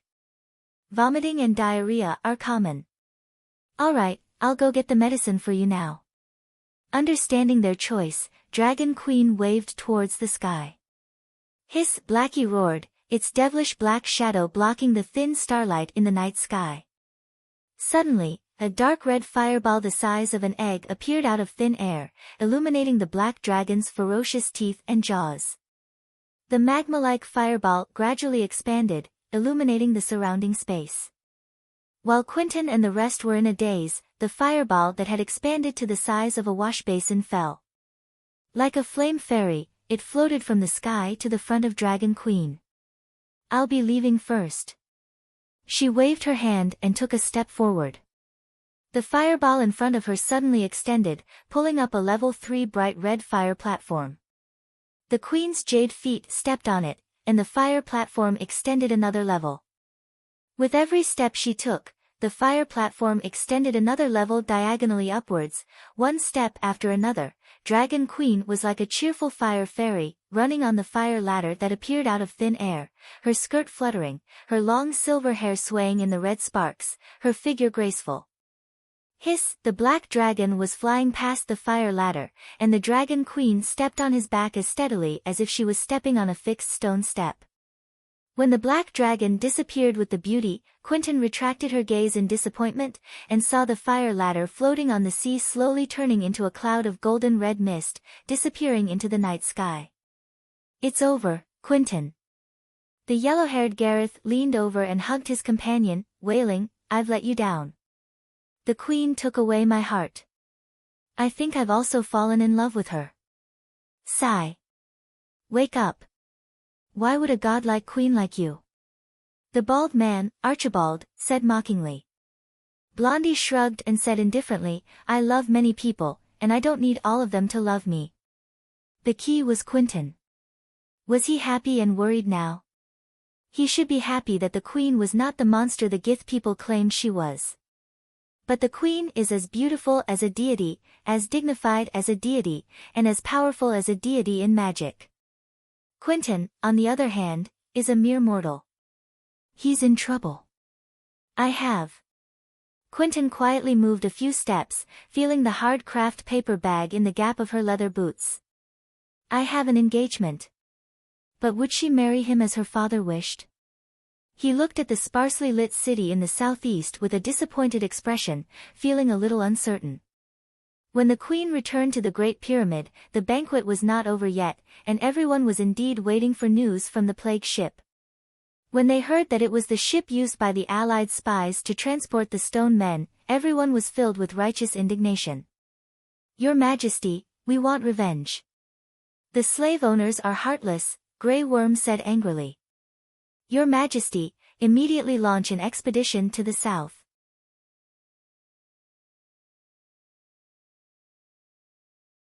At least teach the Allied fleet of New Gith a lesson, Chola said. The crowd shouted angrily for a while before the Megalosaurus guard, Quero, said coldly, Your Majesty, why don't you let your dragon throw the corpses of the Grey Plague to New Gith, to Queers, to Volantis, and to the Mat-Eris Allied army? Without spending a single soldier, the Allied army would be wiped out. As soon as he said this, the chaotic garden immediately fell silent. Everyone stared with wide eyes, staring at the centaur youth with fear and excitement. In just a moment, this handsome centaur seemed to have suddenly turned into a ferocious and terrifying demon from hell. Even Danny was very surprised by Quero's viciousness and his shrewdness. Your Majesty, you are the savior of the suffering slaves. The purpose of your war is not to fight for territory, nor to conquer the world. If the slaves who are waiting for you to save them are all dead, even if you win the war, what's the point? Yimont reminded solemnly. Yes, we are the rebels. The shamelessness and viciousness of the enemy is not an example for us to learn from. Their crimes will eventually become the support of our glorious throne, the Dragon Queen declared firmly. Quero is still not smart enough. Even if he really wants to throw the corpses, he can't say it in front of everyone. He can't even say it, he can't even think about it. At most, he can do it secretly. No, I can't do it. I am the righteous Night King. I am the liberator. I am the hope of millions of slaves. As soon as this dark thought appeared in Danny's mind, she immediately began to self-reflect and brainwash herself. Suddenly, Danny came to her senses. She felt a little strange. Was Liu Bei the same as me back then? He wanted to do bad things in his heart, but his character and reputation restrained his will. No, I am different from Liu Bei. I have a dragon. I know magic. I have a solid base. I have countless knights who trust me and are willing to fight for glory for me. Since I can win this war under the sun, with flowers and cheers above my head, why should I kneel at the edge of hell and turn myself into a ghost? With this thought, Danny's thoughts became clear. I swear that one day, I will put those shameless slave owners on trial. But spreading the plague is a devil's action. We are born as humans. We can't turn into devils just because we want to fight against devils, she said to her vassals. Do you still remember the Great Plague of Old Town that I told you about? After the banquet, on the way down from the garden to the palace, Yamant asked in a faint voice. The time when the City of Knowledge was almost wiped out? Danny asked. Yes. Hearing the word City of Knowledge, Yamant thought of Danny's criticism of the City of Knowledge's incompetence. Compared to her efficiency in developing the antidote in half a month, the old man's face flashed with a hint of discomfort. Count Quentin Hyder didn't have a dragon.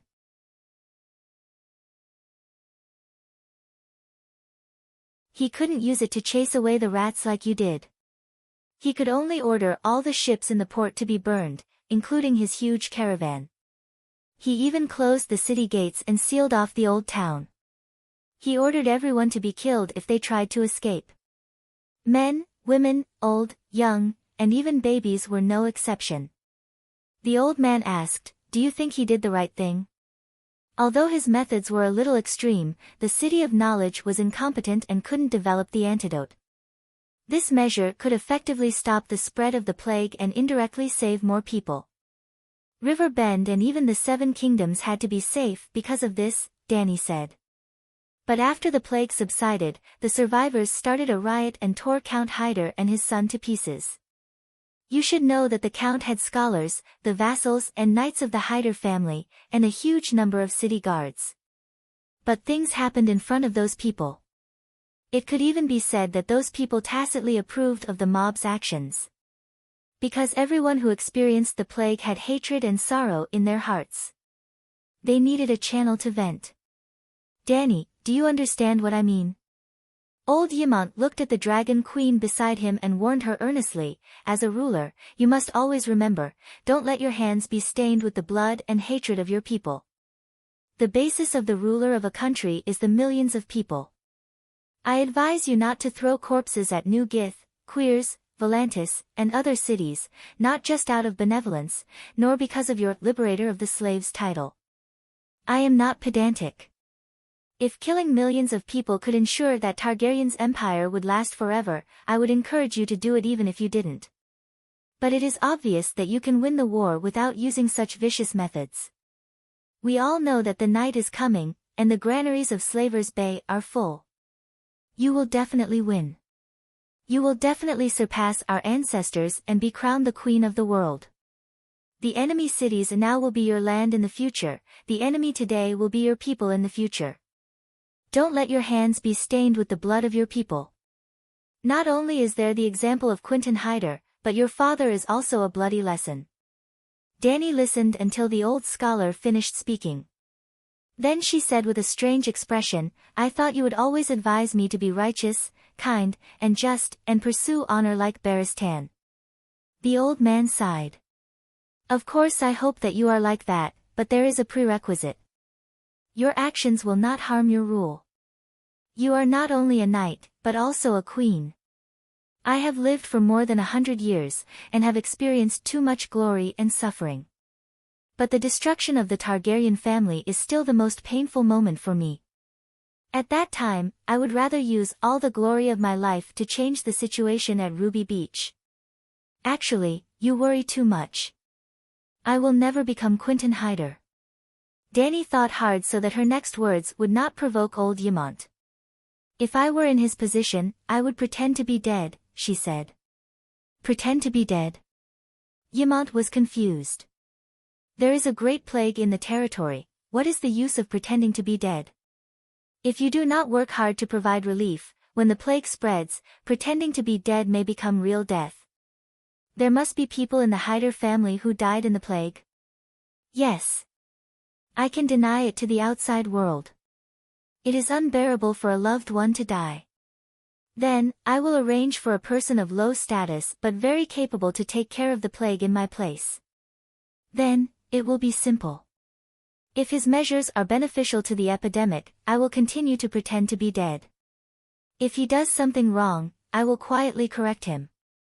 When he has killed most of the people and the plague has stabilized, I will come out to reap the benefits.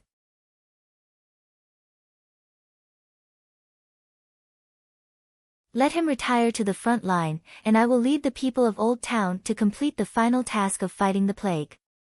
In this way, no matter how much the people are angry, they will not vent it on me.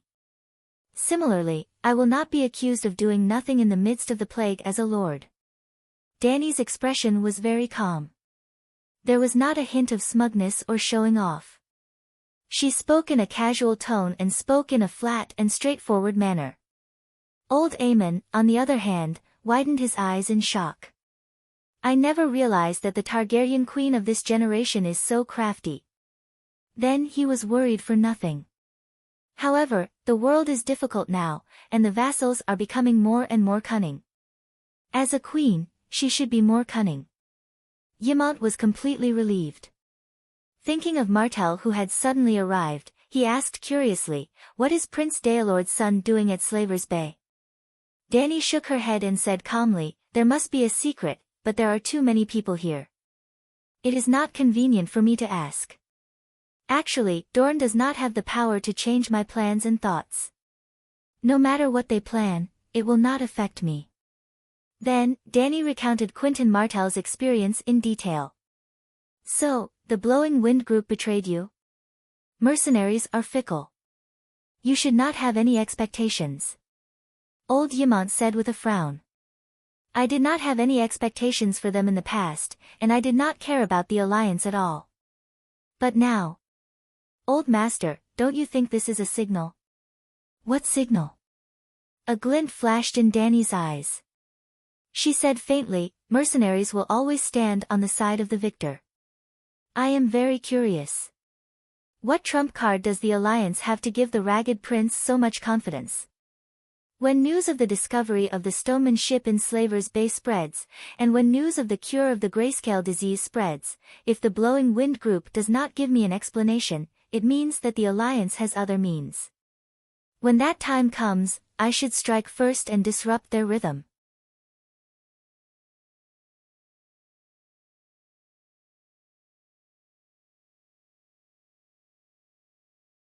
Chapter 472. Slave Bay began to enter the season of great harvest, and agricultural production took a huge leap forward. The first batch of wheat was already golden and ready to be harvested. From now on, every day would be a day of harvest. At the same time, Slave Bay officially entered a state of war readiness. After more than half a month of running, the 1,000 men under Jogo had already crossed Meereen and began to disperse between the Sea of Grass and Borash. After the epidemic in Astapor had stabilized, the 5,000 Unsullied also set off, transported to Meereen by hundreds of ships. With the witch lens to examine the well water, all the public wells in Meereen that had been thrown into the stone men were found. Then they salvaged, burned the stone men, and buried the wells. Without the source of infection, all the patients in the city were checked, and Dany announced that Meereen was unsealed. Thus, John Bolton could lead the 15,000 guards east against the river to the intersection of the White Dragon River and Black Dragon River to build the future Shepherd Town. The task of commanding the soldiers to build the city and farm was given to a few deputy commanders. John Bolton would continue east on a ship to the stronghold of the Raza shepherds, and help the Dragon Queen recruit less than 200,000 Raza shepherds. Cayuan had not had a single infected, and the unsealing of the north and south cities had not affected it much. Of course, with the discovery of the mermaid, the second shoe had finally dropped. The trauma in the hearts of the people was completely gone, and the hundreds of patrol boats in the outer seas of Cayuan no longer had to search for the stone men ships, day and night. Then there was Astapor, the capital of Slave Bay, which began to be filled with smoke. The Dragon Queen did not start a general mobilization for war. On the contrary, agricultural production had always been her core policy. In order to free up more labor, she did her best to reduce the number of regular troops. Even the regular troops had to farm. Apart from the Unsullied, the guards and the Wings of Liberty all had to farm. It did not matter how much land they could farm, at least the army could grow enough food for themselves to eat.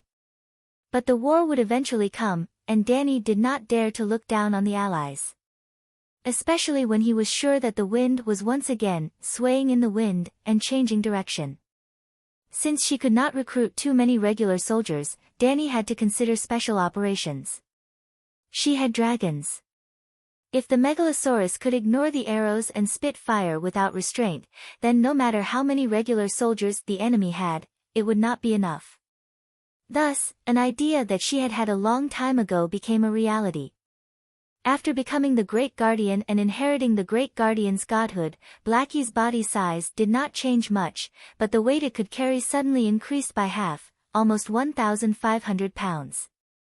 In this way, Dahe was qualified to wear the armor.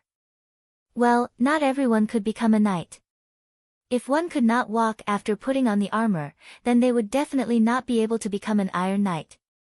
Danny cooperated with blacksmith Grandmaster Tobu to design a set of removable fish scale dragon armor 1.0-inch forged from stainless steel. The sheep and cows had already been moved to the nearby arena. In the arena behind the Great Pyramid, a strange two-story oak frame was built on the spacious sandy ground. Big Black lay on the support like a car on a maintenance platform, allowing more than a dozen Unsullied to install pieces of gray steel on his body. The palm-sized steel plate had holes for steel wires and iron nails to be inserted.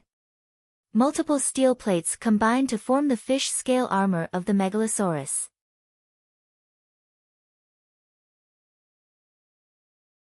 Tobu pointed to the dragon armor that was gradually taking shape on Big Black's body and said proudly, from the jaw to the chest, it is a breastplate, a helmet to protect the eyes, a gauntlet on the claws, a wing guard, a meteor cone at the tail, a total of 5 large parts. Each large part can be disassembled into a dozen, dozens, or even hundreds of small parts. All of them weigh 404 pounds. The vital parts of the body must be able to defend against the dragon-slaying crossbow. Unlike the knight's armor that covered the whole body, Big Black flew in the sky and did not need to protect his back. He only needed to protect his vital parts and movements. Vital parts of life, the eyes, throat, and chest. These 3 vulnerable parts of the body may lead to the death of the Megalosaurus after being attacked. Vital parts of movement, the wing root and wing bone will affect flight after being broken. In fact, the 2 flesh wings of the Megalosaurus were also easily pierced and torn, but the area of the flesh wings was too large. After being completely covered with iron armor, Big Black may not even be able to flap his wings. When the full set of armor was put on, Danny took a look and couldn't help but sigh, it's too ugly. It's like a big lizard wearing a belly band, and it's a cheap one that only covers a quarter of its belly. Blacksmith Tobu frowned and nodded, it's a bit ugly, but it really works. I swear, even if the dragon-slaying crossbow hits the head at close range, it will only make your Big Black dizzy for a moment. The waist is exposed, Danny said. Tobu shook his head and said, there is no other way. To defend, it must be thickened. Thickening it will inevitably increase the weight. The black dragon has limited weight, and 404 pounds is already the upper limit. Any more and it will affect the flexibility of the Megalosaurus. It seems that we have to figure out a way to melt the steel as soon as possible. Danny sighed. Squeak, Big Black flapped his wings and jumped. His iron claws pinched a scratch on the wooden bracket of the beam and jumped into the sky. Squeak, suddenly, Big Black swung the meteor cone at the tail hard and fell down uncontrollably. Like a stalled plane. Boom! Dust flew, and Big Black fell down.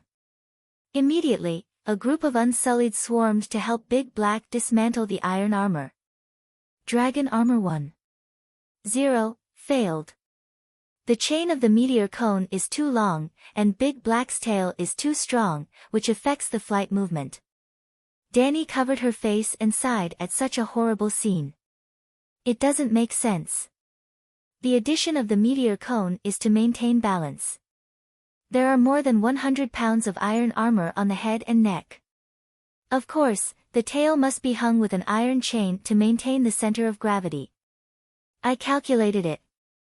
Tobu was puzzled. Danny thought for a moment and said, remove the chain and directly put a layer of iron armor on the tail.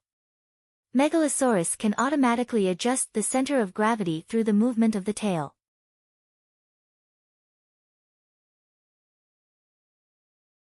This belly-type dragon armor looked a bit low, but it also had an advantage that other armors did not have. It was made of connected iron pieces, which was easy to disassemble and could be freely adjusted in shape and size. To give an inappropriate example, this armor was a bit like a bellyband made of mahjong mats. Even if Big Black kept growing, in the future, it could continue to add mahjong bamboo pieces to expand the armor model. Of course, this was not really like mahjong mats, one piece next to another. There was a gap in the middle, which was easy for arrows to penetrate. The iron pieces combined into the armor were similar to fish scales, layer upon layer, leaving no space for arrows. Hiss, sure enough, after removing the tail chain, Big Black could still adjust the center of gravity by swinging its tail. Although it was not as light as before, it still flew smoothly. And when Big Black flew into the sky, the low bellyband armor suddenly changed its style and became majestic. Because looking up from below, only the area covered by the armor could be seen, as if the Megalosaurus was wearing a full body armor. Very good.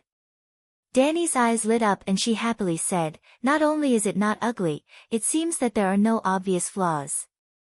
Iron gloves were put on the claws of the Megalosaurus, mainly to block the crossbow bolts.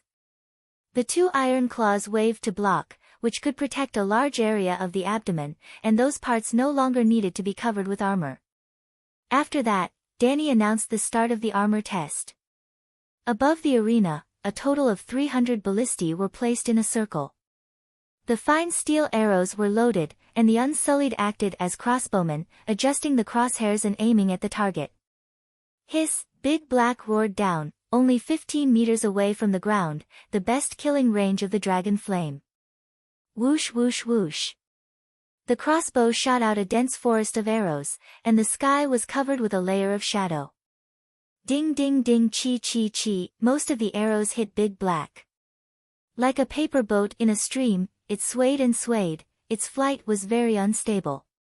In just one round, there were many blue dots on its body. Well, the arrowheads were removed and the front of the arrows was smeared with blue paint. In addition to the arrows that were dodged, 2/5 of the arrows that hit Big Black made a string of yellow sparks on the iron armor, and the other 3/5 hit the broad flesh wings with the hard sound of a wooden stick whipping the old leather. One more time, Big Black, you have to be careful to retract your wings. Danny shouted. 2 minutes later, Big Black retracted its wings as much as possible. But after being hit, its movements became more and more unstable, and the number of wings that were hit only decreased by half. Danny frowned and said, it still won't work. If the wings are broken, Big Black can't pull itself up, and it may plunge into the enemy's camp. Your Majesty, you can't say that. Yora pointed at the crossbows that were neatly arranged together. Look, 300 ballistae are so densely arranged together. If anyone dares to do this on the battlefield, can't you let Little Green throw wildfire bombs? Ah. Danny slapped her forehead and laughed involuntarily. Yes, I will never allow 300 ballistae to attack Big Black at the same time on the battlefield. In order to deal with the possible sea and land battles that might occur in the future, Danny had already preliminarily designed the tactics of multi-troop joint operations. Big Black was the strongest and took on the dangerous task of diving to the ground. It was an attack aircraft. Little White was the second strongest and went to the bottom of the sea to attack the enemy's fleet. It was, a diving aircraft? The mission of throwing bombs was the safest. Little Green could do it with Little Gold and Little Red. They were bombers.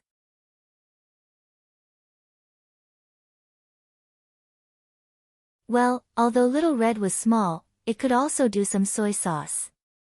The soy sauce bottle that contained wildfire. If the enemy dared to set up a dense crossbow formation, Danny would arrange for the bombers to wipe the ground with wildfire. If the enemy's crossbows were scattered, she would send out the attack aircraft and set the dragon flames to wipe the ground. Perhaps, when she reached the level 5 dragon spirit, she would let the half-grown little gold act as a reconnaissance aircraft and show her brothers the map of the battlefield. Continue to maintain this intensity. Endure more hardships during training and less bloodshed during wartime. Leaving Big Black to dive and take the arrows again and again, Danny went down to the arena and began to put on Little White's armor. As a diving aircraft, the biggest problem it encountered was definitely not the dragon-slaying crossbow. In the water that was 1 meter deep, handguns would be ineffective. In the water that was 3 meters deep, crossbow arrows could not even kill people. Not to mention the Megalosaurus. Fishing nets. Fishing nets were the diving aircraft's biggest enemy. Danny personally tested it in the sea. When the strong Big Black was tied up by 3 layers of ropes that were as thick as chopsticks, it could not break free with the strength of its body. Well, spitting fire did not count. In the deep sea, the power of the dragon flames was weakened, but the movement was very big. If it was discovered by the other party and then continuously cast fishing nets while the Megalosaurus was struggling in the sea while spitting fire, then Little White might be really weak. In short, Little White needed a fast but low-key way to break the net. Then Danny found that the Megalosaurus wings were extraordinarily strong. This was natural. If the Megalosaurus wings were not strong enough, it would not be able to fly. Danny thought of a movie that she saw in her previous life, The Legend of Shoe Mountain. In it, Dan Chinzi's weapon, the Sky Dragon Slash, inspired her. Well, let Little White cosplay as Dan Chinzi and make a set of flying sword wings for him. However, the function of shooting feather darts was definitely gone. The main reason was that when Little White was entangled in fishing nets, it could use the blades on its wings to cut the ropes. Little White, with a sharp blade fixed on its wings, looked very handsome, much better than Big Black's bellyband. After that, Little White flew to the bay, where the fleet of Garth and the big crab were. Danny wanted to test the effect of the imitation Sky Dragon Slash. If it was really effective, she had to let Little White strengthen its training. Just like Big Black, it had to undergo targeted training. Little Green, Little Gold, and Little Red also had weight training. Slave Bay had really entered a state of combat readiness.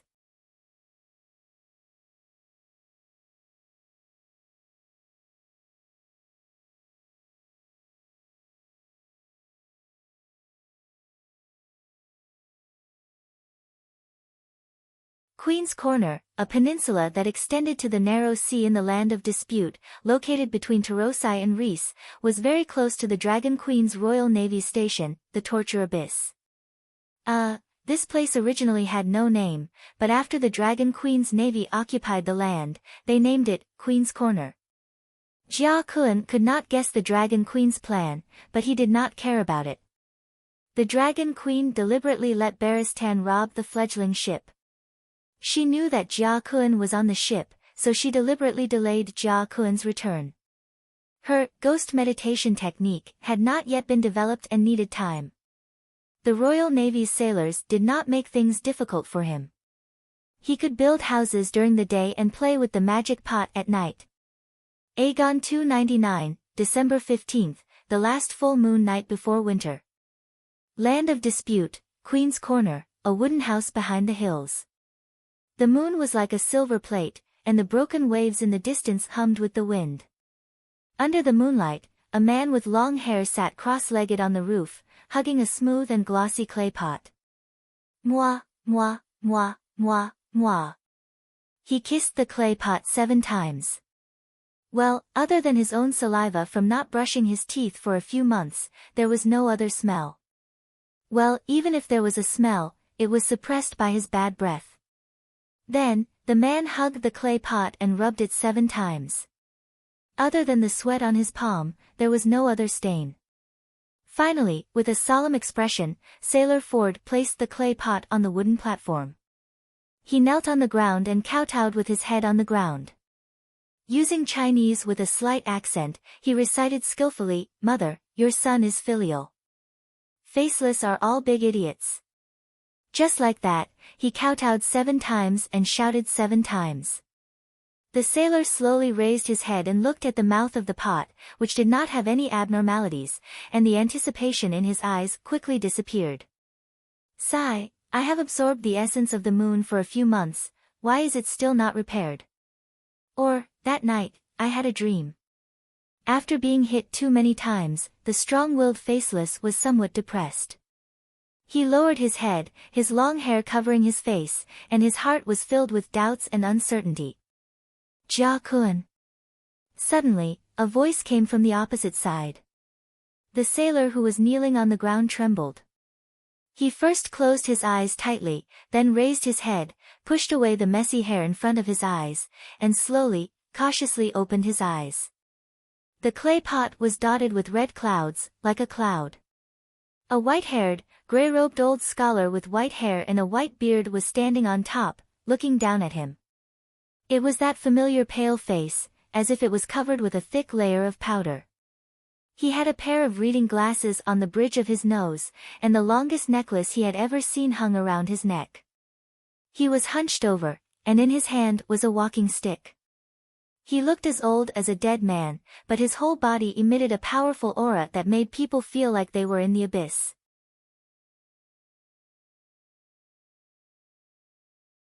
The real magic pot sprite, the fire demon Hades. "Woo, I finally see you again." Tears could not help but seep out, blurring the sailor's vision. "You changed your face again, where are you now?" The magic pot sprite Danny looked around and began to show off his acting skills. "South of the continent of Ursos, near the entrance of the narrow sea." Jia Kun wiped the tears from the corner of his eyes and said with a nasal voice. "How long has it been?" The sprite Danny nodded and asked again. "More than 3 months, almost 4 months. I have been chanting spells every day, and praying every night of the full moon." Jia Kun said. "Only 3 months?" The magic pot sprite was a little surprised, and said with a sharp voice, "Now that we have entered the period of the demon wave, I thought it would not appear again for 30 or 40 years. 30 or 40 years? Jia Kun shouted with his eyes wide open. "What do you think?" "The pot is broken. Is it repaired now?" Jia Kun quickly asked. "What repair?" "You just asked the masons to fill up the hole, what repair is that?" The magic pot sprite shook his head. "Then how long can you last? Will you appear again in the future?" Jia Kun asked nervously. "Let fate decide." The genie of the magic urn sighed, and a bleak and lonely aura surrounded him. "The power of the moon and the power of faith can help me recover, but I do not want to live like this anymore." The sprite's voice was cold and sad. "Aren't you a demigod sorcerer? You are still a scholar, you can continue to study magic and knowledge." Jia Kun was really anxious. This old sorcerer seemed to have taken things too hard and wanted to kill himself. "I've lived for far too long, sealed in a jar all by myself." The magic pot sprite suddenly flicked his sleeves and said helplessly, "Forget it, even if I tell you that even the Grim Reaper desires death, you probably won't understand." "Even the Grim Reaper desires death?" Jia Kun repeated this sentence, and he seemed to be in a daze. Isn't this the ultimate version of the theory that all mortals have to die? Although he really couldn't understand it now, this kind of theory sounded high and mighty, and it made him feel very moved. It seemed that the fire demon Hades had really studied the forbidden spell of the Grim Reaper, to an extremely high level. There is no point in saying more. Once we end our fate, I will try to break through to the astral plane. The magic pot sprite said. Break through to the astral plane, what do you mean? Jia Kun came back to his senses and asked curiously. I want to become a demon. The sprite looked up at the moon and said in a bleak voice. How do you become a demon? Jia Kun asked. You faceless people believe in the Grim Reaper? The sprite looked down at Jia Kun and asked instead of answering. Yes, We believe in the God of Thousand Faces, the Grim Reaper. Then do you know who the Grim Reaper is? Jia Kun said, the God of Thousand Faces has different names in different places. In Koor, it is the Black Goat, in the Barren Land, it is the Night Lion, in the Westeros, it is the Stranger. Ha, the name of a god is unique, and the spirit is unique. This is why you faceless people have never received a response from the Grim Reaper. It is simple, if you shout, hey, answer me on the street, the people on the street will think you are an idiot. The sprite sneered. Jia Kun's expression did not change, and he emphasized, the faceless people believe in the God of Thousand Faces, and with the will of the God of Thousand Faces, to bring relief to anyone who believes in the world. Danny understood what he meant, the faceless people could not clearly believe in a particular Grim Reaper, otherwise it would conflict with their fundamental doctrine. For example, if the faceless people only believed in the Stranger, then they could not kill the people of Koor.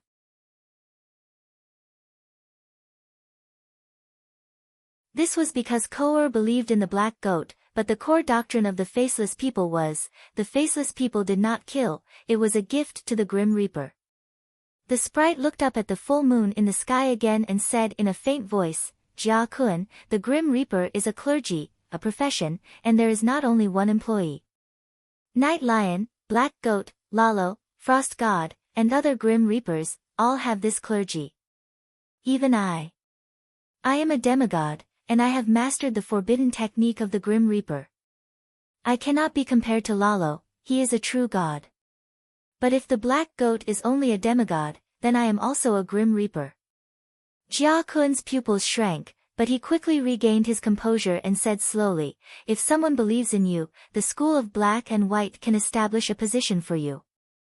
No, I said it the first time we met. It was because I did not want to be an evil god that I sealed myself in the magic jar. Black Goat? Trash. It is better to end one's life than to be associated with him. The sprite said arrogantly. This time, Jia Kun was deeply shocked. He could not hide the horror on his face. What do you want to do? Jia Kun's voice was trembling, and his face was filled with reverence. I want to take a gamble and break into the astral world, which is to become a true god. If I can become a god in the astral world, I will become the only Grim Reaper in the world.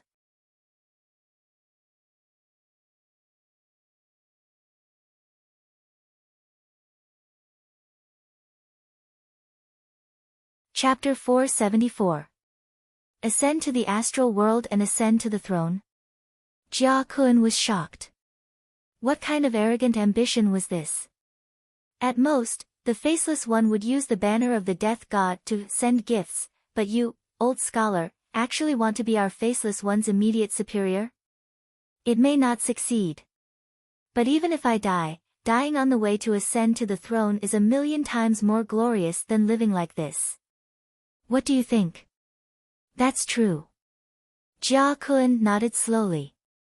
Becoming the death god, even if there was only a 1 in a billion chance, Jia Kun was willing to give it a try. Suddenly, his expression changed, he looked up and stared at the magic jar sprite, Scholar Hades, why can you ascend to the throne of the death god? Your question is strange, I am a demigod, and I have the title of death god, if I don't ascend to the throne of the death god, should I become the light god? The sprite said strangely. No. I am asking, why can you become a demigod, why can you have the title of death god? Jia Kun's voice trembled, his eyes shining. The magic jar sprite shouted impatiently, this is even more strange, I am a mage, I know the death god's forbidden technique, I worked hard to cultivate, and then naturally became a demigod of the death attribute. Didn't I say it? I didn't want to become an evil demon like the Black Goat, so I sealed myself. Don't you know the Black Goat's death attribute? I heard that there is a Black Goat statue in the Black and White House. Ah! His guess was confirmed, Jia Kun couldn't help but cry out in surprise. Many people in the world were deceived, many of them were intellectuals with high IQ. But they were not stupid, how could they be deceived? Because people, not gods, had weaknesses. Especially the greed in human nature, it was the main reason why people were deceived. The faceless were not greedy for money, power, food, sex, no, the faceless had almost no desires, and almost never were deceived. Only the faceless could deceive others, no one could deceive the professionally trained faceless. But the faceless were also people, and the faceless were also firm believers. Indifference to ordinary desires would make the believers go crazy in the face of the arrival of faith. The fact that Jia Kun hadn't gone crazy was already a sign that he had great willpower and cultivation. Well, under the guidance of Danny's mother, he was about to go crazy from excitement. Fire demon, Hades had cultivated part of the Grand Wizard's meditation techniques and the Death God's forbidden technique.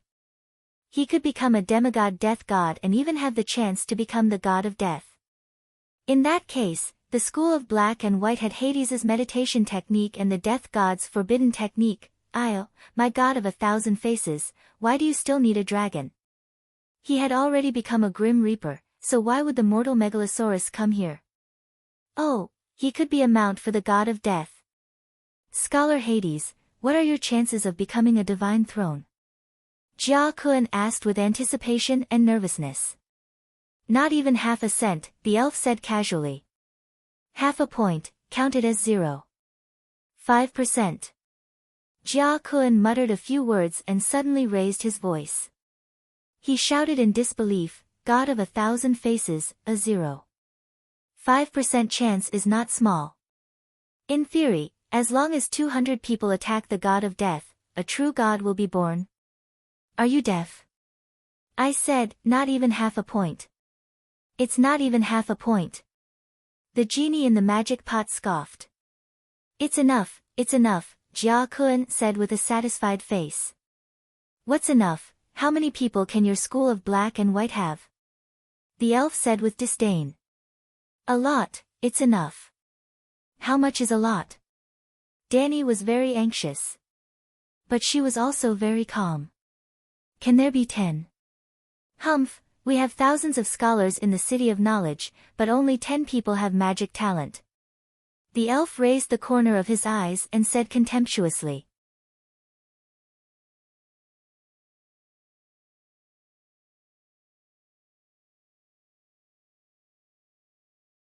But wasn't this a little too much?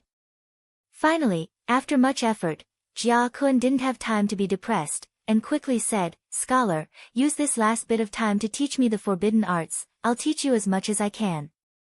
Alright, but you'll have to learn the meditation technique first. Teach me then, I'll listen. Jia Kun sat up straight. There's not much time left, if I explain it verbally, I won't be able to teach you much, the magic jar elf hesitated.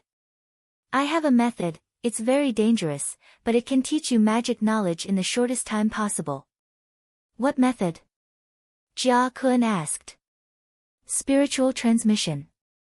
The magic jar elf raised his walking stick and pointed it at Jia Kun's forehead. I'll use my divine power to forcefully break open your sea of consciousness, convert information into runes, and inject it into your spiritual space.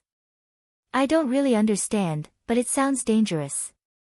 Jia Kun frowned. The elf quickly explained, everyone's soul is like a mysterious and private castle, a sturdy fortress that naturally blocks outside invasions. The stronger your will, the harder it is for external spiritual power to affect you. Now, I want you to open the castle gates and let me send a trace of my will into the castle. The danger is that once you sense my spiritual power invading, your sea of consciousness will resist involuntarily, and then our spiritual power will collide and both of us will be injured. If I don't resist, will your spiritual transmission hurt me? Jia Kun asked solemnly. That depends on whether I have any ill intentions towards you. The magic jar elf said meaningfully. Jia Kun's eyes flashed, he understood what the fire demon meant, the castle had been opened, and the soldiers outside had already entered, whether they were enemies or allies, it was up to the soldiers to decide. Very dangerous. Jia Kun sighed. Very dangerous. The elf admitted. How long will it be before you appear again? Jia Kun asked. The elf said uncertainly, well, maybe 3 or 4 months, like this time. Maybe a few years, after all, no one can be sure about the magic tide. Come. Jia Kun said in a low voice. What? The elf was confused. Transmit your spiritual power to me.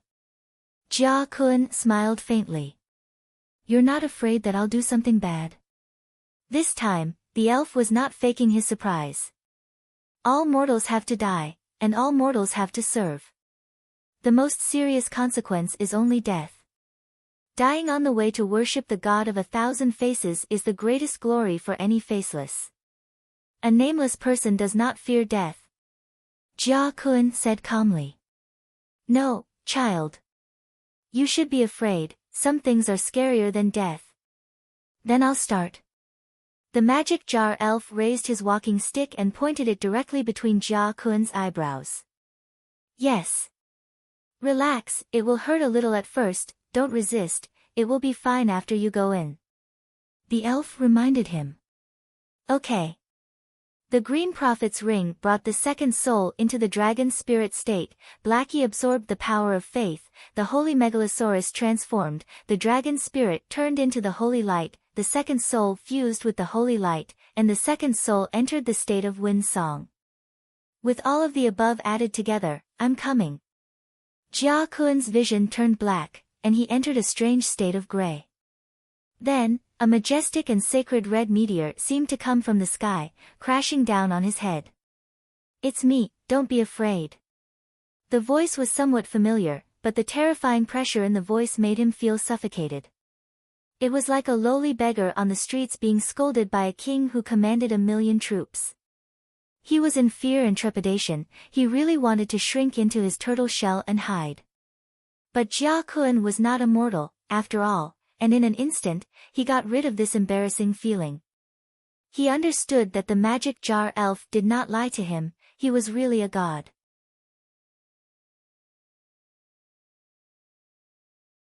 This kind of pressure on the level of the soul meant that the other party's level was too high. This was how a mortal should face a god. So, Jia Kun did not reject the red meteor, instead, he tried to suppress the fear in his heart, opened his chest, and embraced the meteor. Boom, in an instant, he felt a pain in his head as if he was kicked by a donkey, and the pain stunned him. So painful.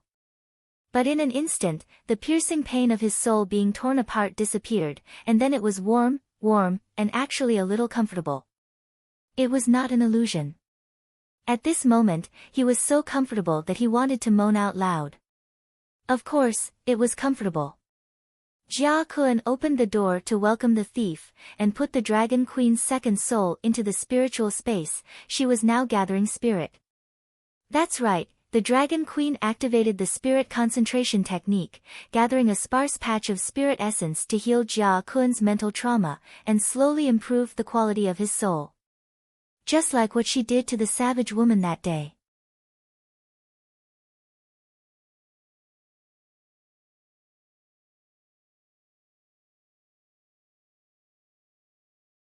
Chapter 475.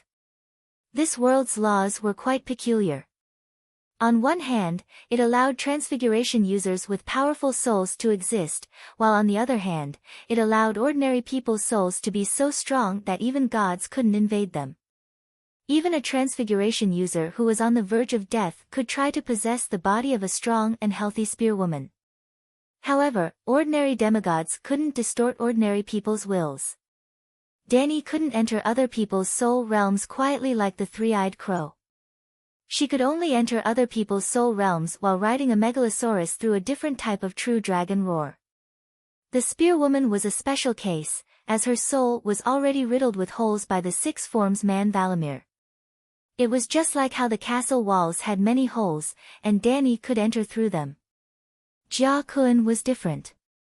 He had a firm will, a healthy body, and a strong mental power. His castle was firmly sealed. Under normal circumstances, if Dani pressed him to the ground and used True Dragon Roar 100 times, she would only be able to shatter the castle and cause Jia Kun's mind to collapse, turning him into an idiot. Unless Jia Kun didn't resist and opened the gate to welcome her into the castle. Jia Kun wasn't a fool, so why wouldn't he resist? Actually, even if he was a fool, his soul realm would automatically counterattack according to this world's special soul laws. There was only one situation where the soul realm wouldn't counterattack, and that was when the intruder was the three-eyed crow. Now, due to Danny's coincidence, Jia Kun really didn't resist, and he even consciously opened the gate to allow Danny to enter his soul realm. This was the second time Danny entered another person's soul realm.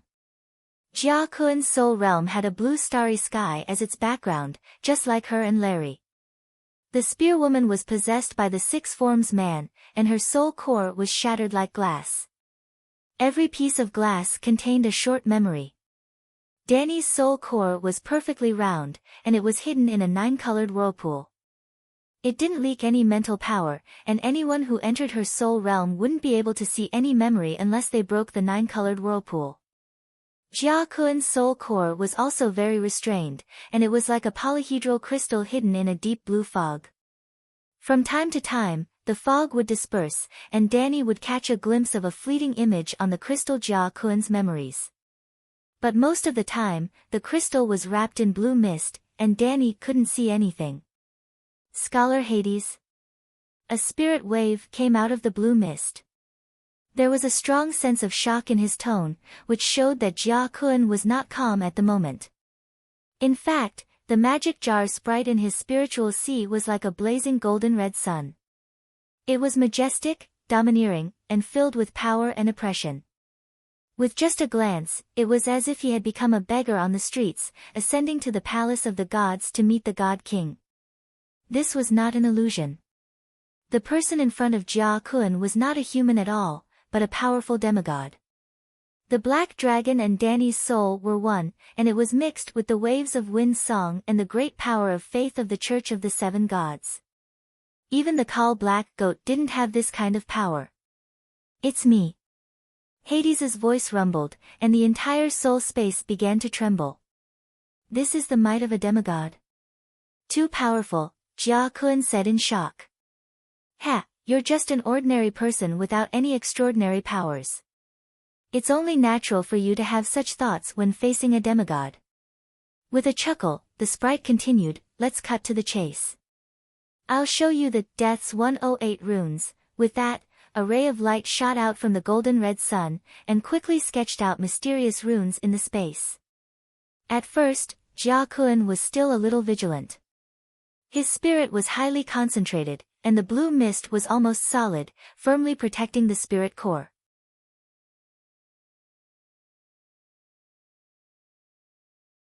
But gradually, he realized that the magic jar sprite was really only focused on teaching, and the runes it taught were so profound. While he let down a little of his vigilance, he also had to divide a lot of his attention to study the knowledge of the Death's forbidden art. Just like that, the blue mist surged, and like a steamer that was just opened, the spirit core inside was exposed, and memories flashed on the surface of the crystal like a slide. Danny knew many secrets of the Faceless, such as the weekly gatherings of the Faceless, some of Jia Kun's assassination missions, and little Jia Kun's experience when he was a trainee, but it was too messy, and 99% of it was useless information. And Jia Kun did not completely let down his guard, so it was difficult for Danny to spy on the core secrets. For example, the total number of Faceless, the name list, and the technique of changing faces. But peeking at the memories was only a secondary goal. Her main goal was to replenish the nutrition of her good boy. The Barren Land Undead Association had developed two types of spiritual qualities that were not yin and yang spirits, type A will, type B vitality. Dragon Queen gave up the rough, seeding method of the past. This time, she specifically instilled Jia Kun with type A yang spirit. When there were no corpses nearby to burn, the spiritual qualities that Danny extracted from nature were already scarce. Now that she eliminated the non-type A spiritual qualities, the rain of spiritual qualities turned from a drizzle to a mist. This was because Jia Kun's soul was mature and full, and could not absorb too much spiritual qualities. Hardfoot Larry's soul was broken, so he could absorb a large amount of spiritual qualities given by Danny. Jia Kun's soul was complete, so giving a small amount of spiritual qualities would make his soul saturated, and he could not absorb any more spiritual qualities to grow. This was the same as Dani.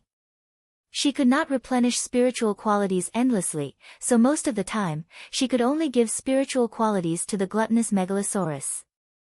The misty type of spiritual qualities entered Jia Kuan's soul space, and then the second soul imprinted strange runes on it. After that, the type of spiritual qualities that had been roughly processed into a Trojan horse began to soak in the blue mist and was absorbed by the spirit core crystal. Almost visible to the naked eye, the blue mist became thicker, and Dani could no longer see the memories on the crystal. The crystal also became brighter and more transparent, as if the glass had been freshly scrubbed. Jia Kuan also felt more and more spirited, more and more refreshed. Even his wisdom had inexplicably increased, and his understanding of the profound death meditation runes was getting faster and faster. After an unknown amount of time, Jia Kuan's soul began to saturate, and could no longer absorb the type of spiritual qualities given by Dani.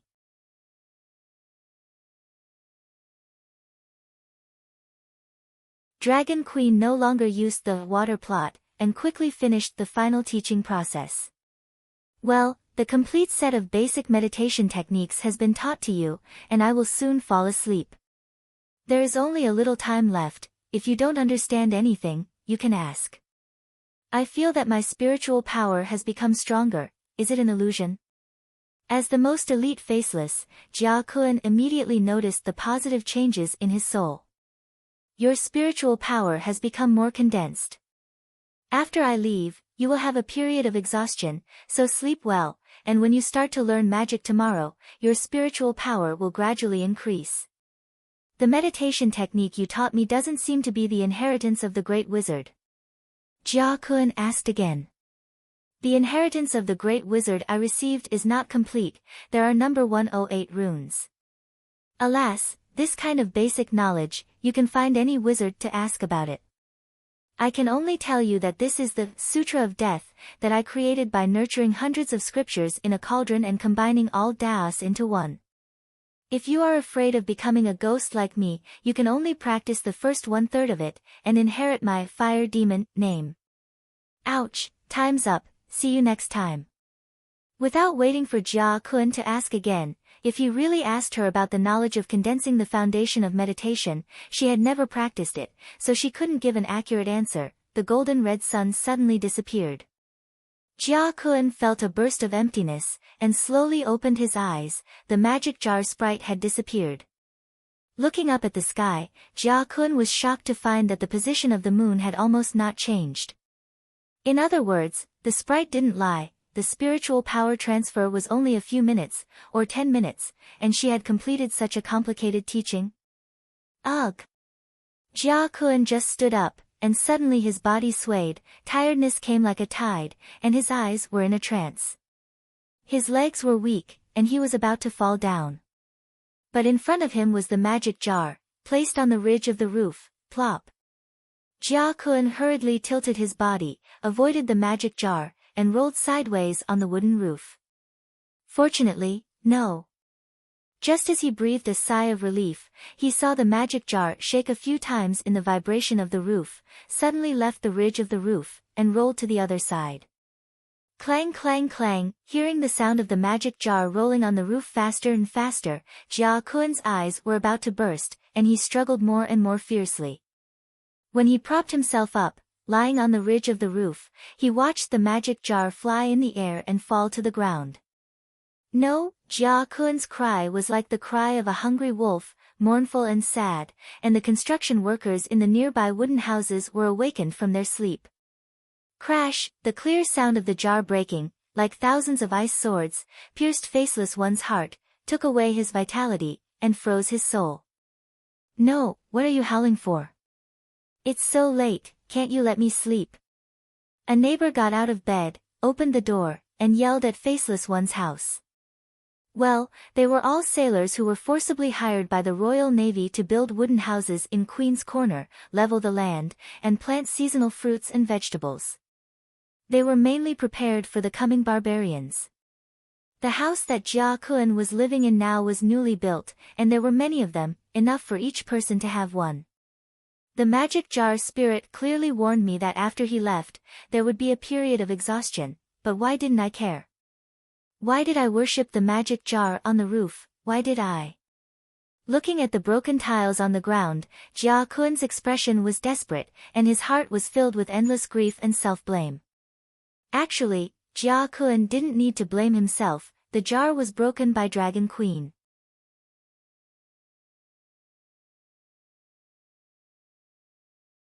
It had been 4 months since the first time she disguised herself as the magic jar spirit. Especially after the success of the preliminary research on the antidote for the gray scale disease, Danny had a lot of time to sit and discuss with Butian and Kuei Shi.